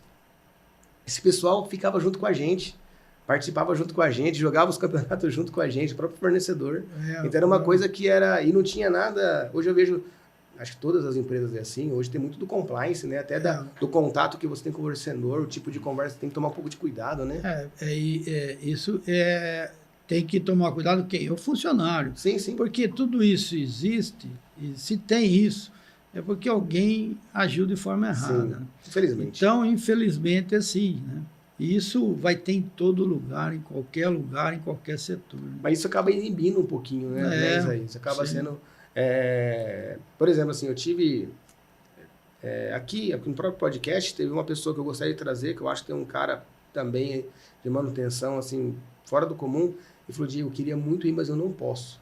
Porque, querendo ou não, né? Você hoje, aqui, no nosso papel, você é meu fornecedor. Então, por mais que a gente vai lá falar de mim, eu tenho que... Então, ele não quis. Depois, ele até conversou internamente lá, a empresa até falou, não, pode ir, claro, não tem problema nenhum. Mas ele falou, acho que melhor não, cara. Hoje em dia, as coisas estão um pouco... Então, a gente tem que tomar um pouco cuidado, sim. Mas eu acho que era diferente. A gente não tinha essa malícia, né? A gente fazia porque... E isso, acho que refletia muito no trabalho também, né? Eu falo que você tá integrado, vamos dizer assim, ou ter amizade dentro do ambiente que você trabalha, o resultado do trabalho é diferente, né, cara? Não, sem dúvida. E cada um sabe o que tem que fazer, né? Mas isso que você falou, por causa de compliance, não é porque a empresa... Como disse lá atrás, são regras. Então, tem regras, tem que seguir. Às vezes, você tem que analisar, às vezes pode ser que regras são mudadas. Mas tem que... Para mudar uma regra, você também tem que seguir regras. Né? Exatamente. Senão, não dá. Isaías, que legal, cara, lembrar daquela época. Mandar um abraço para todo mundo lá. Nossa, não tem nem o que dizer, assim. Eu falo que depois... Lógico, depois fui para outro setor, né? Mas a gente acaba se vendo. Mas eu falo que foi uma fase na minha vida profissional que me mostrou muita coisa, né? Principalmente aprender com vocês como profissional, como ser humano. Eu lembro que a gente conversava muito sobre tudo. Então, quando eu falei ali no começo que teve uma época que você foi como um pai para mim, de orientação, né? Sim. Tem um caminho, tem esse caminho, tem esse caminho. Então, eu lembro se formando, né, cara? A gente está ali trabalhando, aparecendo oportunidades de emprego. Será que vale a pena ir por aqui? Então, ter uma pessoa assim como você naquela época foi muito importante para mim. Fora que... Eu que agradeço. Né? E, nossa, foi na minha casa, fizemos churrasco lá na laje, né? Vamos dizer assim, o Vilato brincar, vamos fazer churrasco na laje da casa do pai do Diego. Correto, verdade. Então, é isso aí. Isso que é bom, porque você está dentro da empresa, tem hora que você tem que rir, tem hora que você tem que parar, toma um café, mas tem hora que você tem que ficar ali atento ao que você está fazendo, não pode dar ouvido, né? Que eu falo, às vezes está no projeto, o cara está do lado aqui, você está tão concentrado que você nem vai ouvir o que ele está fazendo, um maior barulho ou não. Então, você está atento àquilo. É igual você está dentro de uma fábrica. Se você vai fazer um comissionamento de máquina, você está ali, quem está em volta, às vezes tem alguém olhando, está vendo, alguém está acompanhando. Se você ficar dando atenção a tudo que fala, você não faz nada, não faz nada. Então, tem hora que você criar uma barreira aqui, eu não estou escutando ninguém.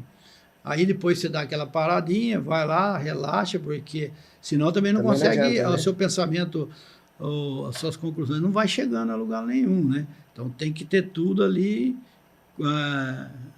dentro das condições corretinhas, né? Eu lembro que eu estava na ZF em Sorocaba e a gente estava com problema numa máquina lá que é o defeito muito esporádico. De repente ela parava e dava que nem desligava quase a máquina em si. E eu fui para lá, e o diretor falou, não dá para você ir lá, Isaías. Aí fui para lá. Isso na época? Da Pitra, voltando lá um pouquinho. Aí eu fui para lá, né, na ZF, e aí um rapaz da manutenção estava me acompanhando. Já um cara bem, tempo de manutenção, conheci, vai daqui, e nada, e o defeito não acontece, vai... Aí aconteceu o defeito, eu falei, eu acho que é no acionamento, que a gente chamava que é do espindo, como eu falei, aquele modupac, tinha 4 pacas, citra, alguma coisa está acontecendo aqui. Aí falei, cara, tem alguma coisa que ia, não ia, eu falei, ó, já vi isso, tirei placa, você tinha que pôr cartão extensor para usar a velha da placa, né? E vai e nada. Eu falei, ó, dá um tempinho para mim que eu vou rezar e já volto. Brincadeira. Né? Aí saía para fora, ia lá no banheiro, voltava. Aí voltamos. Falei, cara, mas isso aí foi um curto. Aí eu ranquei todo mundo do placa, pus na mesa. Falei, eu vou arrancar, eu acho que tem alguma coisa. Quando eu tirei a placa de fonte, assim, você pega a amostragem da rede, que é 380 volts. Né? Então tem os 3 polos de solda aqui, os pinos, RST. Tem um cavaquinho de alumínio aqui, no primeiro polo que encostava nesse, derrubava o curto. Aí o cara brincou, falou para mim, ô bicho... Você encostava de vez em quando, com a vibração da máquina? De vez em quando, com a usinagem, encostava. Tanto é que eu estava indo embora, o cara chamou, ó, volta que a máquina deu defeito. E aí o rapaz virou e falou para mim, ó, fizemos, colocou... Resolveu o problema. Ele falou, só queria conta uma coisa para mim, que essa reza que você faz... Eu falei, se você souber, eu fui xingando daqui até lá no banheiro. Você foi que foi rezar, falei, tem que desabafar, meu. Ai, caramba, cara, que eu esqueci legal, mais isso aí. Mas essa assim, eu nunca tinha ouvido isso aí, essa aqui eu vou levar, vamos deixar que eu vou rezar. Essa é boa, cara, essa é boa. E assim, o cara que trabalha num pós-venda, qualquer coisa, a turma sabe aí que trabalha.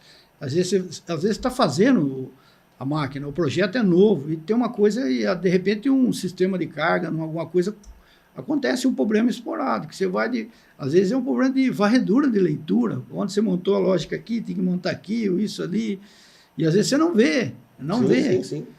Então, aí você tem hora que você tá ali, não vai começar, para um pouco, sai, refresca, toma uma água, vai ali, dá uma risada, volta, que a coisa melhora bastante. Zé, voltando aqui na Home, o ano que vem, 25 anos de Home, né, cara? Caramba. Aí faz 25 anos. Então vamos dizer assim, pessoal, essas máquinas Home que você vê por aí as mais atuais, de 25 anos para cá, você pode ter certeza que tem o dedo de Isaías nela, né, cara? Eu já mexi em várias delas, né? Quando eu entrei na Home ali, eu entrei por Siemens, né? Porque perguntaram sobre mais Siemens que eu trabalhava. E aí a gerência, tudo a Home fez um projeto da linha E, né? Foi um projeto grande, as máquinas da linha E, vários tipos de máquina. E aí na época o Geraldo falou, sem cara e 600 Fanuc, eu falei, mais caro, mas você veio para Siemens? Eu falei, não, vim para trabalhar, não vim para o Siemens para isso, pode jogar o projeto que eu acompanho. Foi o primeiro projeto de barramento inclinado da Home, né? Isso aí. Depois foram feitas os E220, que era máquina dupla, com 2 torres, 2 cabeçotes, 2 torres usinando do mesmo lado, 2 torres. Essa parte de software eu trabalhei inteirinho nessa máquina. 25 anos, todos esses últimos projetos você estando diretamente envolvido. Hoje menos, mas só olhando só, né? A experiência agora vai mandando, né? Aí depois que eu passei assessor, né? Na época lá que fez a troca, a gente participava de muito projeto, assim, e tanto o mecânico estava junto ali. Eu não tenho como não falar de uma coisa. Vocês estão vendo o Isaías falar, vocês não sei se estão conseguindo enxergar. Quem conhece um pouco de máquina, quem conhece projeto, quem conhece de manutenção, acho que sabe, consegue desenhar na cabeça tudo que ele está contando para a gente aqui. Mas é um tamanho gigantesco, né, Isaías? Assim, eu me sinto de verdade assim, honrado de estar ouvindo você contar essas histórias aqui, porque hoje que eu estou mais envolvido com manutenção, isso se torna muito mais imponente para mim, porque uma coisa, quem trabalha na manutenção que já é foda pra caramba, é difícil pra caramba. Sim, mas assim, quem tá por trás disso daí ainda no projeto da máquina, colocar a máquina para funcionar, e, meu, é surreal, é muito interessante ouvir você falar disso daí. E dentro desses 25 anos de Home, tudo que você passou, você falou da linha aí, qual foi o projeto que mais você falou assim, que foi mais desafiador? Isso para você, Isaías. Assim, ali, a linha E, quando teve o E220, que a gente pôs, que ele tinha 2 torres, 2 sistemas que usinava aqui, porque tinha muitas funções que a gente foi descobrindo da FANUC ali, que dava para fazer isso, aquilo.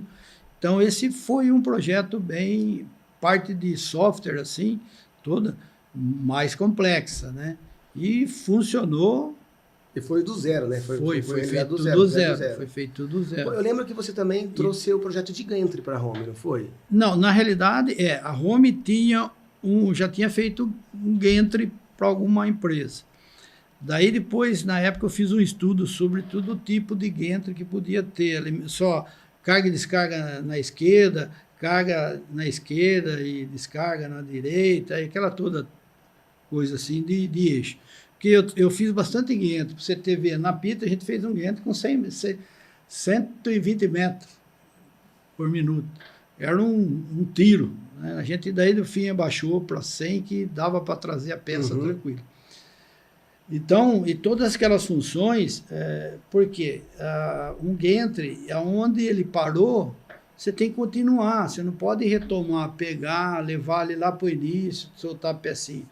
Então, quando eu fiz um Gantry que a Home vendeu para a Eaton, eu fiz dessa maneira. Bom, eu estourei a capacidade de memória do FANUC lá, do sistema FANUC, só para o Gantry.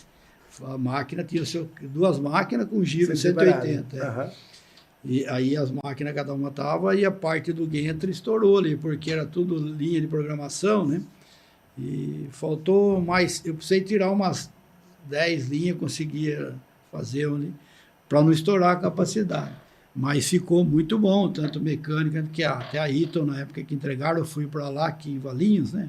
Valinhos, o cara elogiou. Estava até na época lá. Eu lembro quando foi feito. Acho que foi essa máquina. Eu lembro que todo mundo ia lá ver, montando na 16, num lugar especial. E teve também a EBF, as maquininhas da EBF lá fazer coroa. EBF Vaz, né? Também era uns Gantry diferentes ali, pequeno, feito num recurso, assim, um pouquinho, com falta de recurso de CNC. Mas o que a máquina atendeu maravilha. Até eu tive um dia na EBF lá, estava o dono da EBF e o filho. Também estavam contentes lá. Isaías, eu lembrei o que eu ia falar. Comecei a falar aquela hora ali, esqueci. Aí eu anotei aqui para não esquecer mais. Às vezes a gente começa a falar, muita coisa aqui esquece. Qual que é o seu cargo hoje na Home? É assessor da diretoria, né? Não, da engenharia. Da engenharia. Né? Isso porque posso falar desse jeito. Você, apesar de todo esse conhecimento técnico, toda essa bagagem, vamos dizer assim, todo esse cavaco no pé, você tem uma coisa que eu anotei aqui, ó, que chama humildade, né? E a gente até falou disso, não da palavra humildade, mas a gente falou do assunto no nosso almoço, e você tocou no assunto aqui também quando você estava lá na Nagel. Você, pelo seu conhecimento, até pela seu jeito de tratar as pessoas, seu jeito de ensinar para as pessoas, seu jeito de organizar as ações para as pessoas, porque você tinha muito disso lá desde a minha época, hoje você tem muito mais. Você foi convidado, na época, para ser o gerente da engenharia, correto? Não, o Geraldo era por cargo de chefe.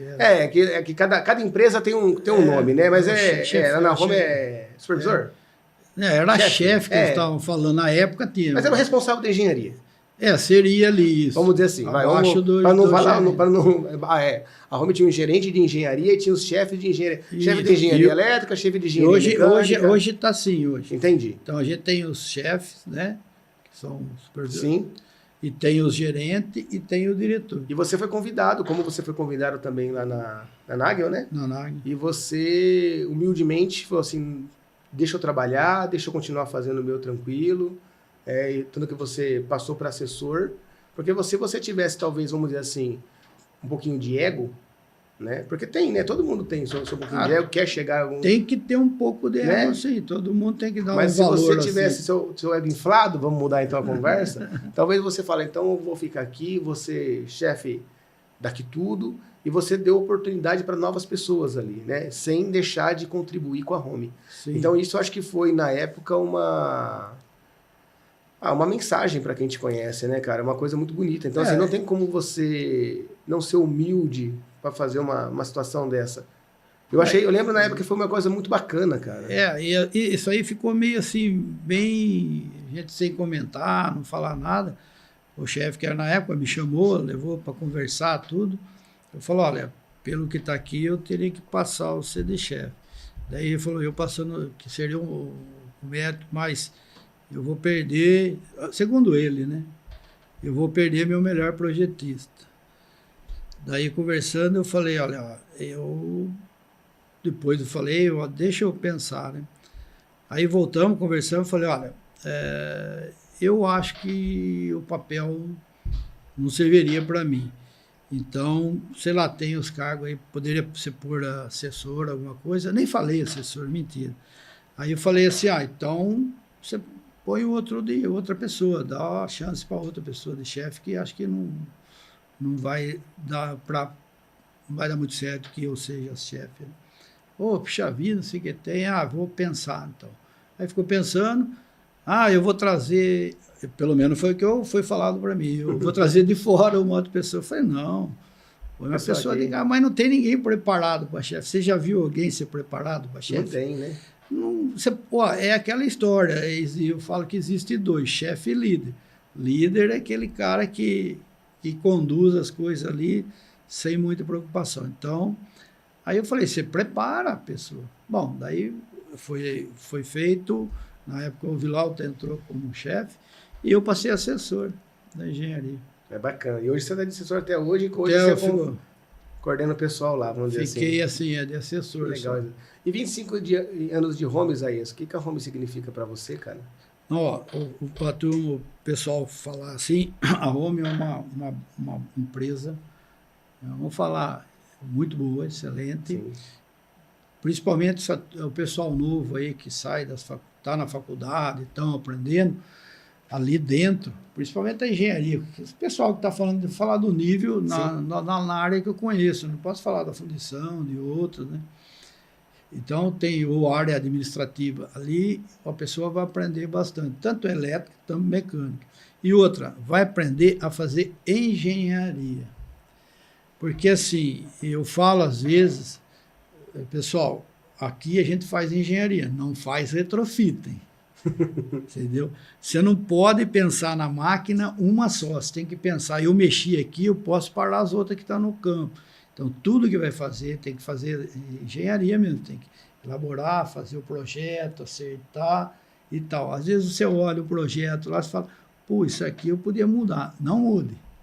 Está funcionando? Tá? Ninguém mexeu? Ninguém reclamou? Não mude, porque às vezes vai mudar, acontece vai ter um efeito colateral, né? Colateral, Então, tem que pensar, por isso tem que ser feita engenharia, né?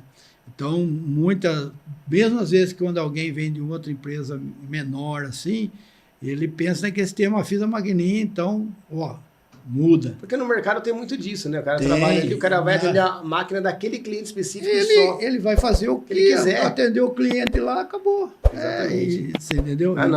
É outra visão. A home te dá outra visão de máquina. Mas e pessoalmente, Isaías? Pessoalmente, o que a home significa para você nesses 25 anos? Olha, cara, eu já aposentei tanto seria como home, vamos falar assim, como do governo, né? E quando eu fiz a minha aposentadoria lá, o pessoal também fez até um agradecimento, chamaram lá, fizeram uma surpresa, vou falar para você, foi emocionante, eu nunca esperava, eu até encho o olho ali lá.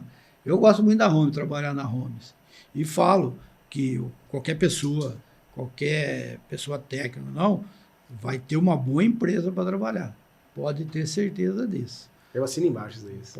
Pode ter certeza, pode ir de olho fechado.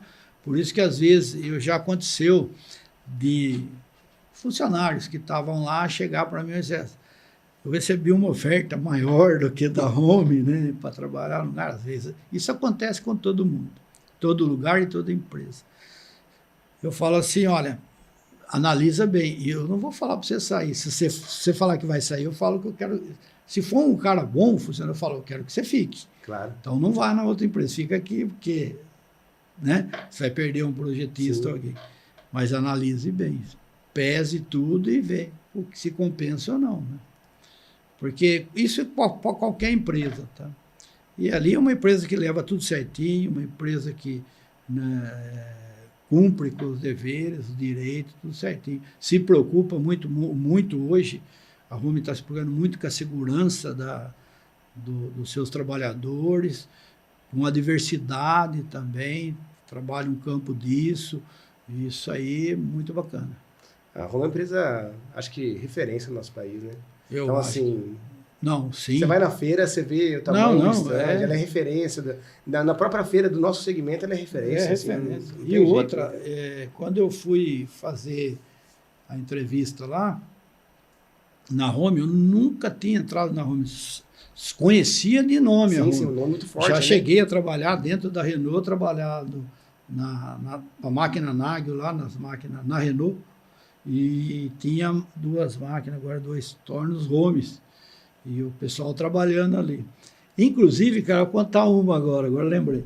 Inclusive, eu trabalhava na Nagel, nós tinha 4 máquinas lá com 12 eixos, sistema 840, tal, furação de virabrequim, e tinha máquina Home, que era o Galaxy, acho que tratava. E tinha um funcionário trabalhando, alguém vinha, colocava lá também os virabrequim, né, e tal. E aí aconteceu um fato ali, eu fui lá olhar, daí, e quem estava trabalhando nessa máquina, um cara da Siemens.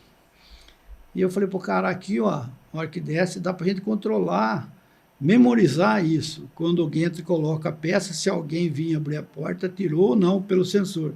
Cara, não é que eu fiz uma mudança na máquina da Home. Sem estar na Home. Sem estar na Home, mas sei lá, né? Como era...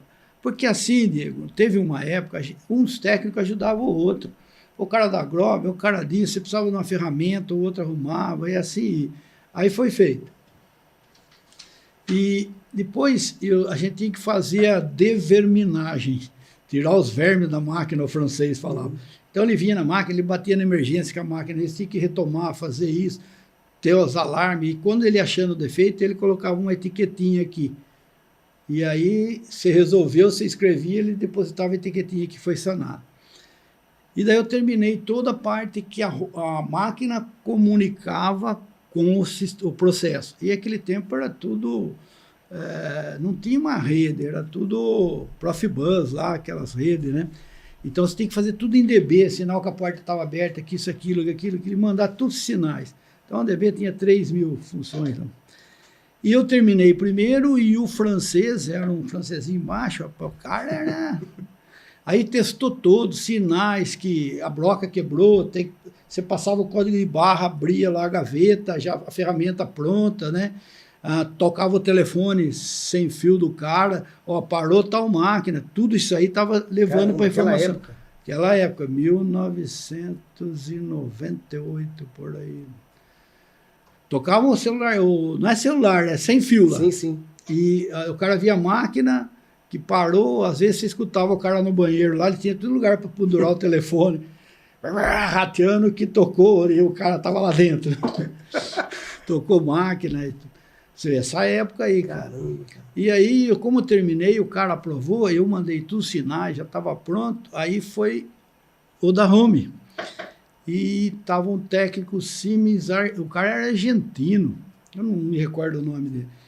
Aí, eu, com ele ali, né, eu só acompanhando a máquina, estava já de boa. Falei, quiser, eu sento aí do lado seu, nós vamos vendo, porque o meu ele já provou. Puxa, você faria isso? Lógico, vamos sentar aí. Aí foi. Eu na Home. Sem trabalhar na Home, que engraçado. Eu não sabia dessas histórias aí.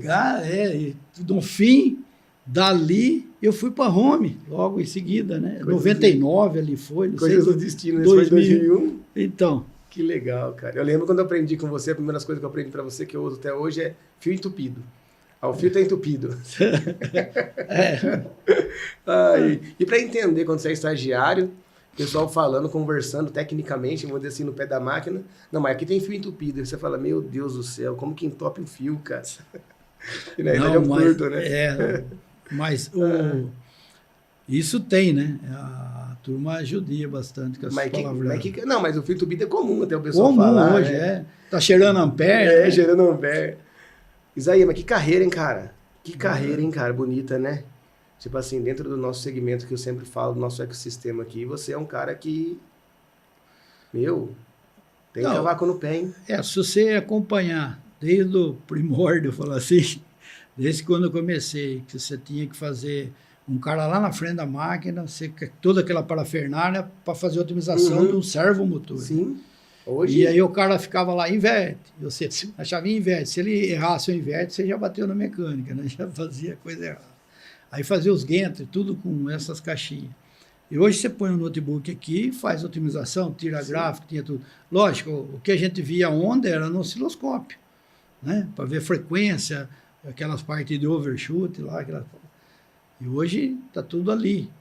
E mesmo software, diagrama, lá, depois você ia monitorar a máquina para fazer o teste lá, você via 3 linhas de ladder numa telinha pequena, cara, era terrível. Lógico que eu trabalhava em outras linguagens também, mas tudo bem, e aí você pegar o mundo, que hoje o CNC você faz quase tudo direto, até dentro dele, né? Você manda otimizar, otimiza, faz isso. Não, é sensacional, assim, eu ouvi tudo que você falou pra gente, assim, acho que tem tudo a ver com o CNC Cast, poder trazer sua história, assim, com certeza, assim, eu já tinha uma inspiração por você pelo tempo que eu te conhecia, mas, cara, o buraco é muito mais embaixo, pelo amor de Deus. Eu acho que, por isso que acho que a turma fala da visão, né? Então, você consegue ver algo... Muita coisa eu consigo entender agora. E você consegue imaginar e ver. Tem hora que eu falo, a gente tinha que se pôr na máquina para ver, para tentar entender o que estava acontecendo, porque você não conseguia analisar. Você vai na máquina, você tem um trace, você fala, tá vindo, você pega lá o pulso de algum sensor que está vindo, alguma coisa. Não tinha nada disso. Se vir um pulso do sensor, você tinha que falar, eu acho que está vindo um pulso, eu acho que é ele. Quando veio rede, que legal, nossa, né? Veio rede. A gente punha nas máquinas transfer, tudo os I/O descentralizado. Nossa, top rede. Aí só numa estação aqui tinha 8, 10 solenoides, sensores. Aí vinha uma rede ali, outra lá. Aí dava curto num sensor, parava o nó ali inteiro. E como se analisava? Não tinha nada. Não sabia. Aí tinha que ir lá. Não, hoje está sensacional, né, cara? Que legal isso aí. E vai, vamos dizer assim, fazer campanha para o Neto virar engenheiro de máquina ou não? Gente, não é por nada não. Isaías mostrou a foto do neto dele. Rapaz, é modelo, né? Modelo, neta. Que coisa linda, né, Isaías? Tem um neto e uma neta, né? Eu tenho um neto e uma neta. Que bacana, cara. O Theo e a Lisa. Como é que é ser vô, Isaías? É diferente? É diferente? É diferente. O vô é 0800, né? Ligou, não atendeu, tá aqui, ó. Que bacana, Isaías. Tá uma fase nova também, né? Tudo diferente, né? Tudo. Mas é legal. Você vai mudando, né? Tudo. E tem que se adequar, né? Eu lembro que você é um cara que sempre também trabalhou bastante, né, vamos dizer assim, para... Isso é uma coisa que eu até comentei com ele aqui no começo, que sempre trabalhou muito pela família, né, Isaías? Você sempre foi um cara que sempre falou muito das suas filhas, de educação, de tentar trabalhar para pagar a melhor educação, porque a gente sabe que é o mínimo que a gente pode fazer, né? Eu tenho a Maria Luísa, minha filha, que eu falo que eu trabalho por ela. E é o que eu quero, né? Acho que você já passou por uma fase com suas filhas, né? Sim. A gente tem que fazer isso para eles, né, cara? E eu via você falar e eu falei para você aqui, eu não tô puxando sardinha, muita coisa que você falou para mim tá gravada no meu HD aqui na minha cabeça. E porque a gente sabe que coisas boas a gente tem que replicar. E eu lembro muito do que como você falava das suas filhas. E eu gosto e falo, até tem um... Abrindo um pouco assim, o Isaías até com orgulho, eu falo assim, tá errado, não tá errado, mas tudo bem, mas eu achava isso fenomenal. Sua filha dirigia com 16 anos, se não me engano, seu carro, né?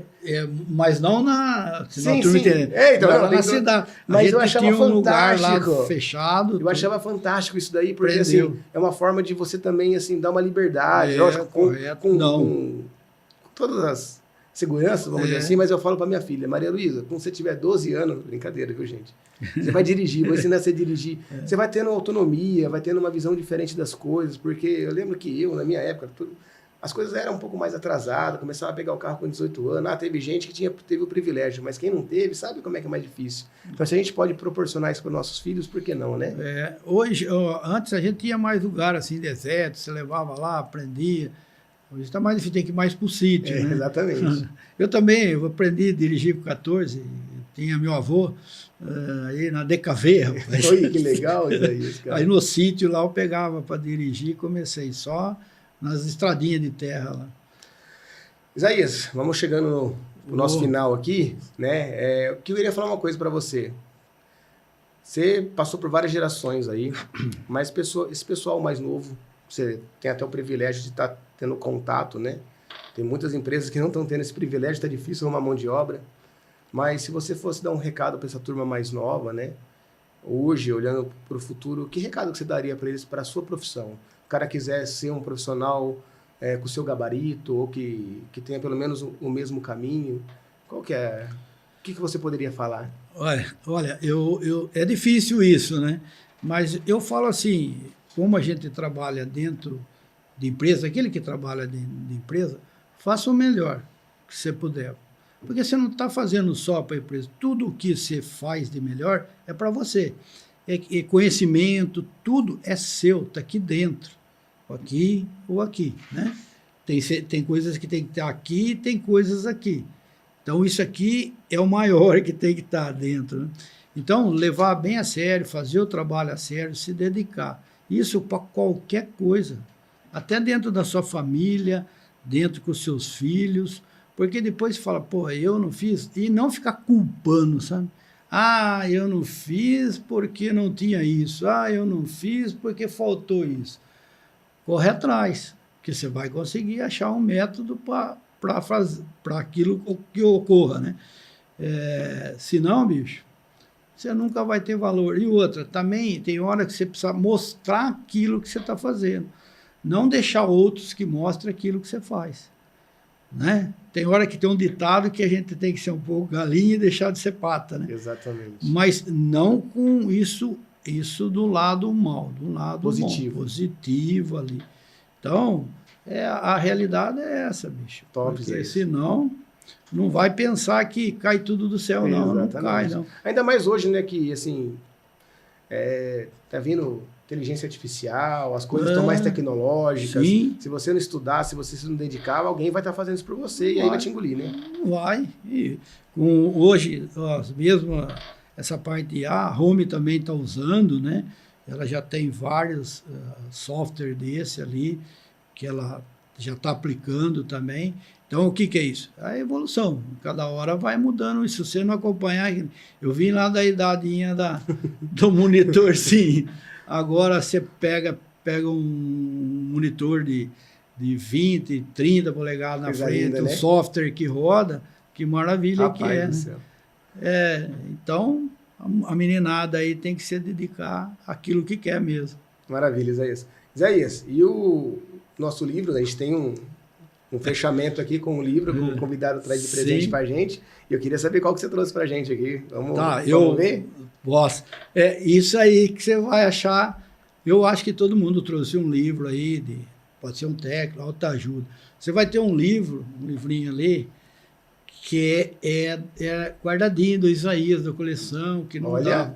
É uma relíquiazinha. Ele vai fazer 30 e poucos anos. Tá brincando, Isaías. Eu trouxe ele para você.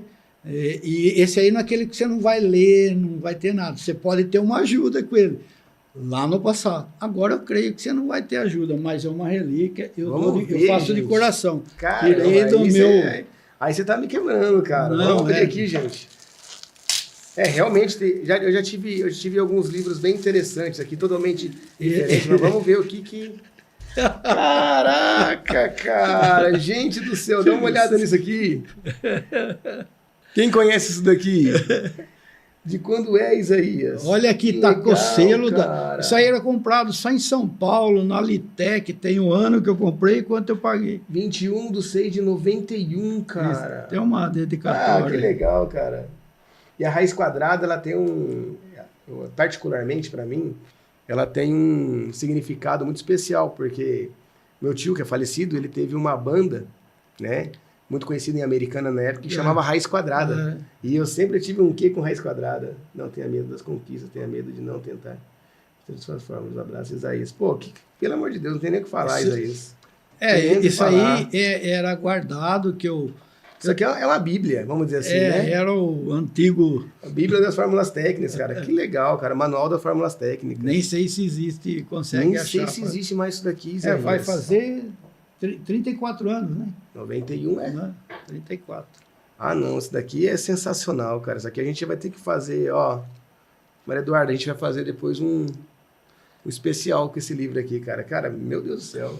Muito obrigado, Zé. De coração. Isso, você não tem ideia, cara. Esse é do meu arquivo lá, especialzinho. Eu falei, eu vou levar, pô. É diferente. Não é diferente, eu falei que era diferente. E é sentimental ao mesmo tempo. É. Então, eu tenho algumas coisas guardadas. Eu tenho o primeiro paquímetro que eu ganhei. Então. Então, assim, é umas coisas que ninguém mexe, tá lá guardadinho. A minha HP da faculdade, nem liga mais, mas tá lá, ninguém mexe nela. Cara, isso a aqui minha vai ficar... sumiu. A minha, tem uma calculadorinha, subiu. Essa daqui vai ficar no coração, de verdade, cara. Valeu. Muito obrigado, cara. Valeu. Que é isso? Não tem nem o que falar. Pelo amor de Deus. Zaia, pra gente finalizar aqui, o que você achou do nosso bate-papo, cara? Eu gostei. Eu não sou muito de, assim, dessas visões de conversa. Eu vou no microfone, eu fico meio capaz. quietão, mas eu gostei. Eu adorei isso aqui, gostei do papo. E agradeço pelo convite, né, a oportunidade até, porque eu falo assim, olha, então, como eu digo, a gente está sempre aprendendo. Então, hoje eu estou aprendendo um novo, vim num podcast, que legal. Que isso, é novo, então, honrado. Se é novo para mim, não é aprendizado? É um aprendizado. E eu também estou aprendendo com vocês aqui, cara, aprendi com você hoje. Assim, ó, mas, gente, mais de 1h50 aqui, ó, que a gente está conversando, e eu vou falar uma coisa para você. Foi resumido isso daqui. A gente estava falando porque tem tanta coisa que eu poderia ter puxado aqui para a gente contar a história, né, Isaías? Muita coisa até engraçada, né? Como eu disse, né, o Isaías tem muito cavaco no pé.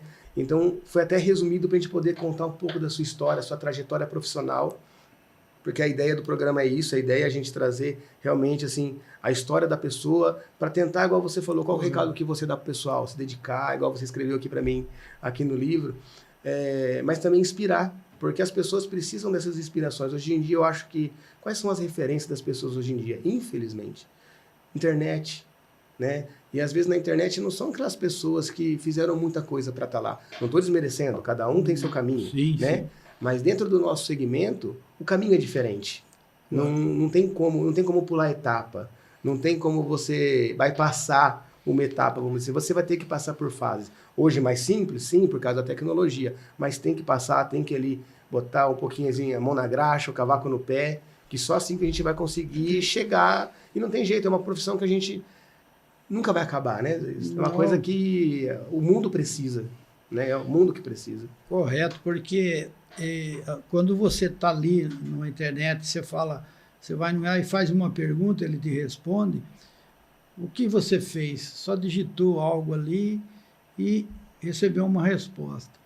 Antes, você, como tinha alguma coisa, tinha que procurar um livro. Sim. Eu lembro o tempo da escola, eu tinha que ir na biblioteca. Muito. Fazer tudo pesquisa, um trabalho ali. Aquilo ali, fica aqui, ó, grava. Você não esquece. Então, hoje, a gente conversa muito com jovens, assim, vários.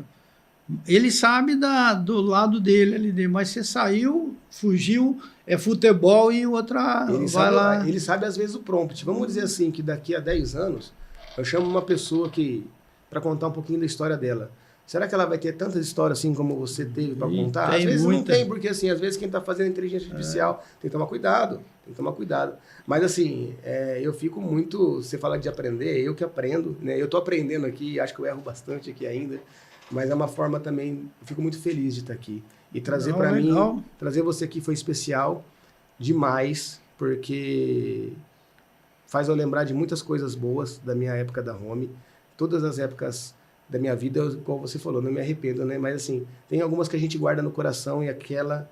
Então, acho que assim, você aqui também representa todo mundo que fez parte daquela época. E fico muito feliz de ter ouvido a sua história, poder estar proporcionando. E espero que o pessoal goste aí. Pessoas, quem conhece você sabe da sua capacidade. Quem não conhece você hoje está tendo a oportunidade de saber um cara, desculpa falar, mas um cara foda que você é, cara. Tipo assim, que, meu, não tenho o que falar. Então, dentro do nosso segmento aí, é um cara sensacional, fora de série. Obrigado, Diego. Agradeço as palavras, viu, cara? Mas você é um exemplo. O Leandro aqui é um exemplo. Se dedica, está correndo atrás, está enfrentando aquilo, não tem dificuldade. Vamos lá. É isso aí que tem que ser. A gente tem que mudar a rota quando precisa, né? A gente tem que seguir. Sim, tá certinho. Vai em frente.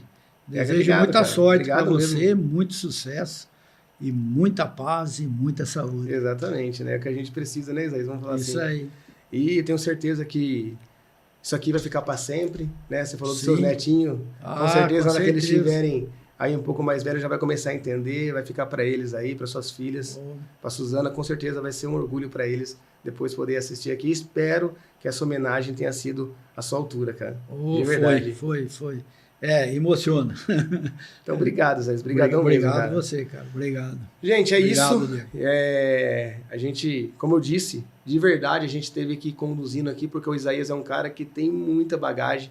Tem um projeto, como você disse, né, a gente vai mudando, a gente vai estudando, a gente já tem uma nova fase para o CNCcast e com certeza um cara como você dá para fazer parte disso também, porque a gente vai começar também a trazer outras histórias diferentes aqui com mais pessoas e com certeza você vai fazer parte disso. Legal, agradeço. Obrigado, cara. Obrigado vocês. Gente, muito obrigado aí, tá? Isaías aqui, ó, Isaías Nantes da Home. Deixa eu fazer uma pergunta final. Peraí, antes de terminar. Isaías Nantes é francês? Na realidade, segundo a minha origem lá, é alemã, né? Fala que meu pai veio da Alemanha, mas o Nantes vem muito do francês. Talvez... minha irmã já pesquisou isso e tenta ver se veio de alguma coisa do francês também, que foi para a Alemanha e depois veio para o Brasil. Você sabe que eu estou te perguntando isso, né? Eu sei, porque tem muita coisa na França, rapidão, no tempo da escola lá... porque tem um edito de Nantes, tem a cidade de Nantes, a igreja... Aí a turminha pegava no meu pé, né? Tem o time de futebol de Nantes também, Tem o futebol, Nantes. Legal, bacana. Então é isso aí, Isaías. Falou. Maravilha, Isaías Nantes da Home, espero que vocês tenham gostado. Então, assim, aquele pedido para a gente finalizar aí, gostou do episódio, compartilha, curte as redes sociais, a gente está crescendo, a gente está, graças a Deus, um feedback muito bacana, Isaías. A gente tem que estar divulgando aí, mas é aquele ali, né? Vamos dizer assim, passo a passo, devagarzinho, a gente está chegando onde a gente quer, trazendo mais informações aí, mais histórias para campeões, igual o Isaías aqui trouxe para a gente hoje, um cara que tem uma história fenomenal. Gente, obrigado, Isaías, obrigado mais uma vez. Obrigado, tá? Com Deus, logo a gente está soltando aqui o pessoal assistir. Gente, obrigado, até mais, logo mais um campeão sensacional igual o Isaías aqui, CNCcast na área. Abraço, até mais, até o próximo episódio.